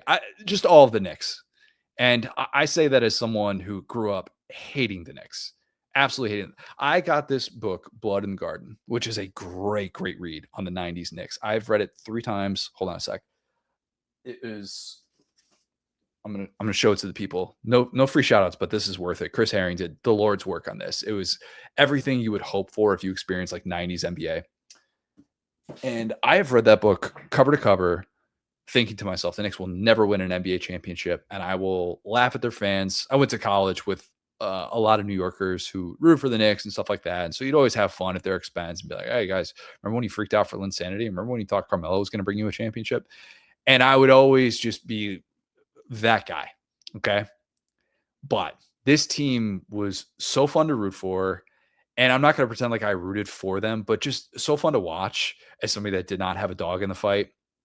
And I became captivated by them. And I found myself in these games rooting for a Knicks comeback every single time. It was so hard. Well, you know me, like I don't stay up particularly late anymore. Like that's just not really my thing. And when they were down 29, I told myself like 3 different times, if they're not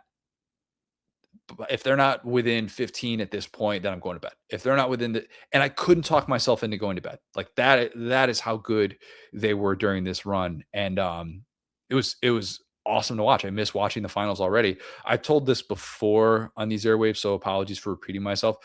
My brother used to ref with Jalen Brunson back in the day. Jalen Brunson went to high school, Stevenson High School, the town next to Buffalo Grove, different conference, different tax bracket. And so when my brother would be reffing Park District basketball games, like, oh, there'd be Jalen Brunson, like right over there. And he's been very high on him, obviously, for a very long time and has followed his career closely, of course, and seeing what he did at Villanova, you kind of thought that was going to be it, of him winning national championships. And then, maybe he'll kick it around in the NBA and then become a coach, kind of do like what his dad did. And seeing him get to these levels is wild, absolutely wild. It's one of the greatest underdog stories, I think, in the history of not just the NBA, but really pro sports when you consider his size. He's not 6'2". He's not. That dude is 6 feet and with a good pair of shoes. But dude is just a dog. He's absolutely awesome. His dad was nuts growing up. That was what I had always heard, was that his dad he's the rare guy who had the crazy dad who like emerged and was actually better for it.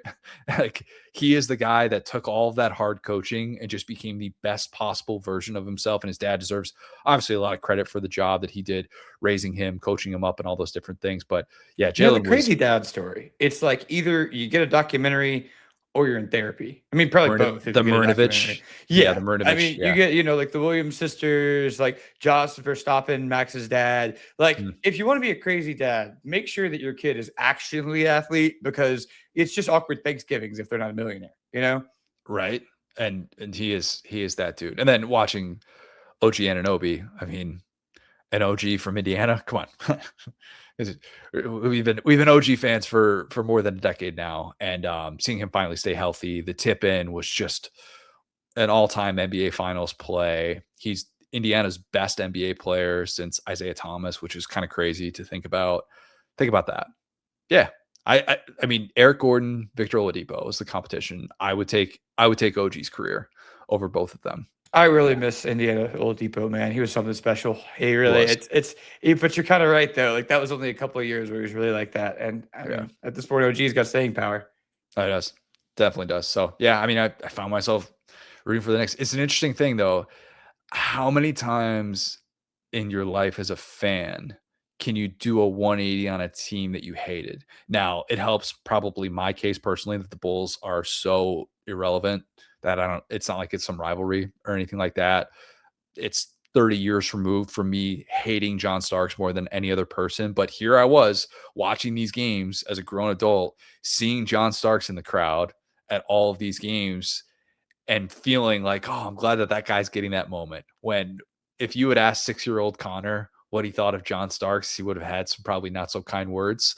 And probably even 26-year-old Connor would have said that too. But yeah, just an unreal story and was fun to watch, captivated, I think, all of the sports world.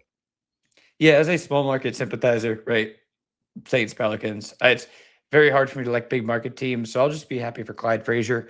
I think that dude showing up in the freshest fit in the Garden every night deserves something. I think that when you see the old Knicks legends and they're like, this is the last time that the Knicks won a title, and some dude that's like 80, it's like, man. Wait, you find yourself you couldn't appreciate what the Knicks did because they're a big market? I'm just a hater. I feel like if you look at how they built their team, I hate to be this guy, but like, they got Leon Rose as their GM, who was the former president of CAA, got a bunch of people, and like but I think you look up and down this roster, you're like, wow, it's not like they were finessing guys. Like you just keep seeing the depth. And like, it was like, the Roman army, like, it's just, oh, wow, you got this guy in a trade this guy Bridges is just hanging out over there. They barely even need him. Oh, Alvarado from New Orleans was awesome. Josh Hart. So yeah, I mean, it's definitely, it's a team that I would love to see in one of these simulations and see how well they do historically. Or like, if we could play, like me and my boys always joke about, like, if we could time travel, we would just like play teams against each other. And that would be a great one because the sum of their parts was awesome. That's the thing. I want to say they're this gritty team, but if you look up and down, if this was like a 2K roster, they're a really, really good team. But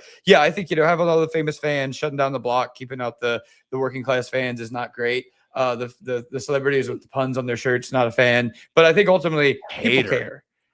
Yeah, it's just too millennial cringe for me, man. But those people care. That's the thing. It's always weird to me when you get like an OKC that wins a title. It's like, yeah, this affects like maybe 100K total people on earth. Whereas like with the Knicks, it's millions of fans that have been suffering. So I will give them that.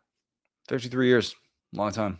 Very, very long time. Yeah, I saw some people being like, what's the college football equivalent? I can't remember who it was, but basically 2023 Michigan was kind of probably the most like it of like 20th century, considered the premier franchise, premier power, and had fallen obviously on hard times over the course of multiple decades, and just meant so much to so many fans, so many very boisterous fans. But yeah, it was fun to watch. I miss watching the finals already. It was great.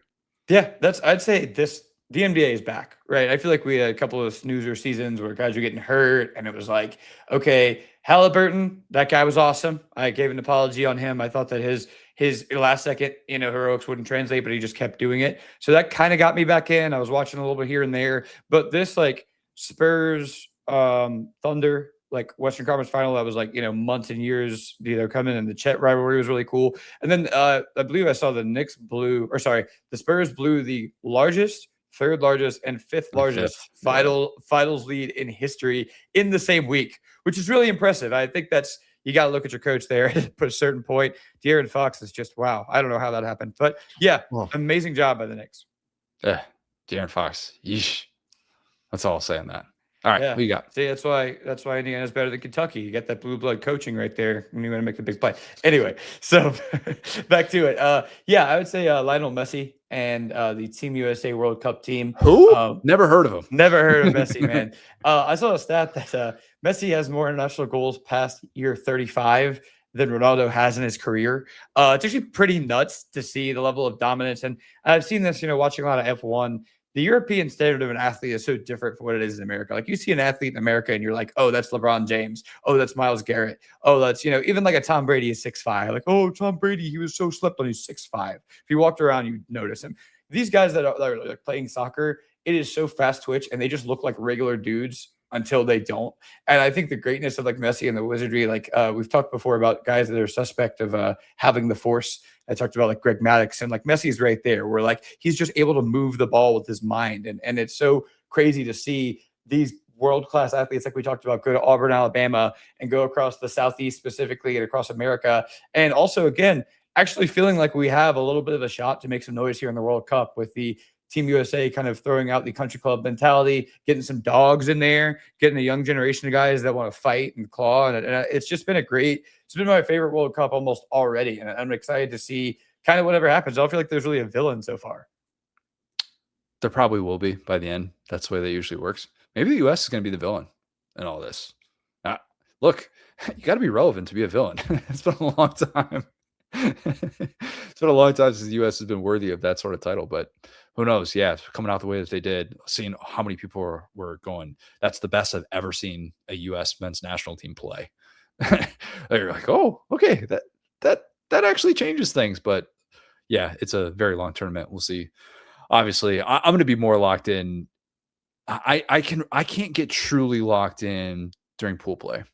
Is that bad? Does that make me not a fan? Like I watched, like I tuned into like the post hydration break part of the US game, and I was following along as they were going up, but I couldn't say to Lauren, hey, like I gotta lock into this for 2 hours right now, especially when I was already watching the finals too. I will once they continue to win games. I'm a bandwagon American fan.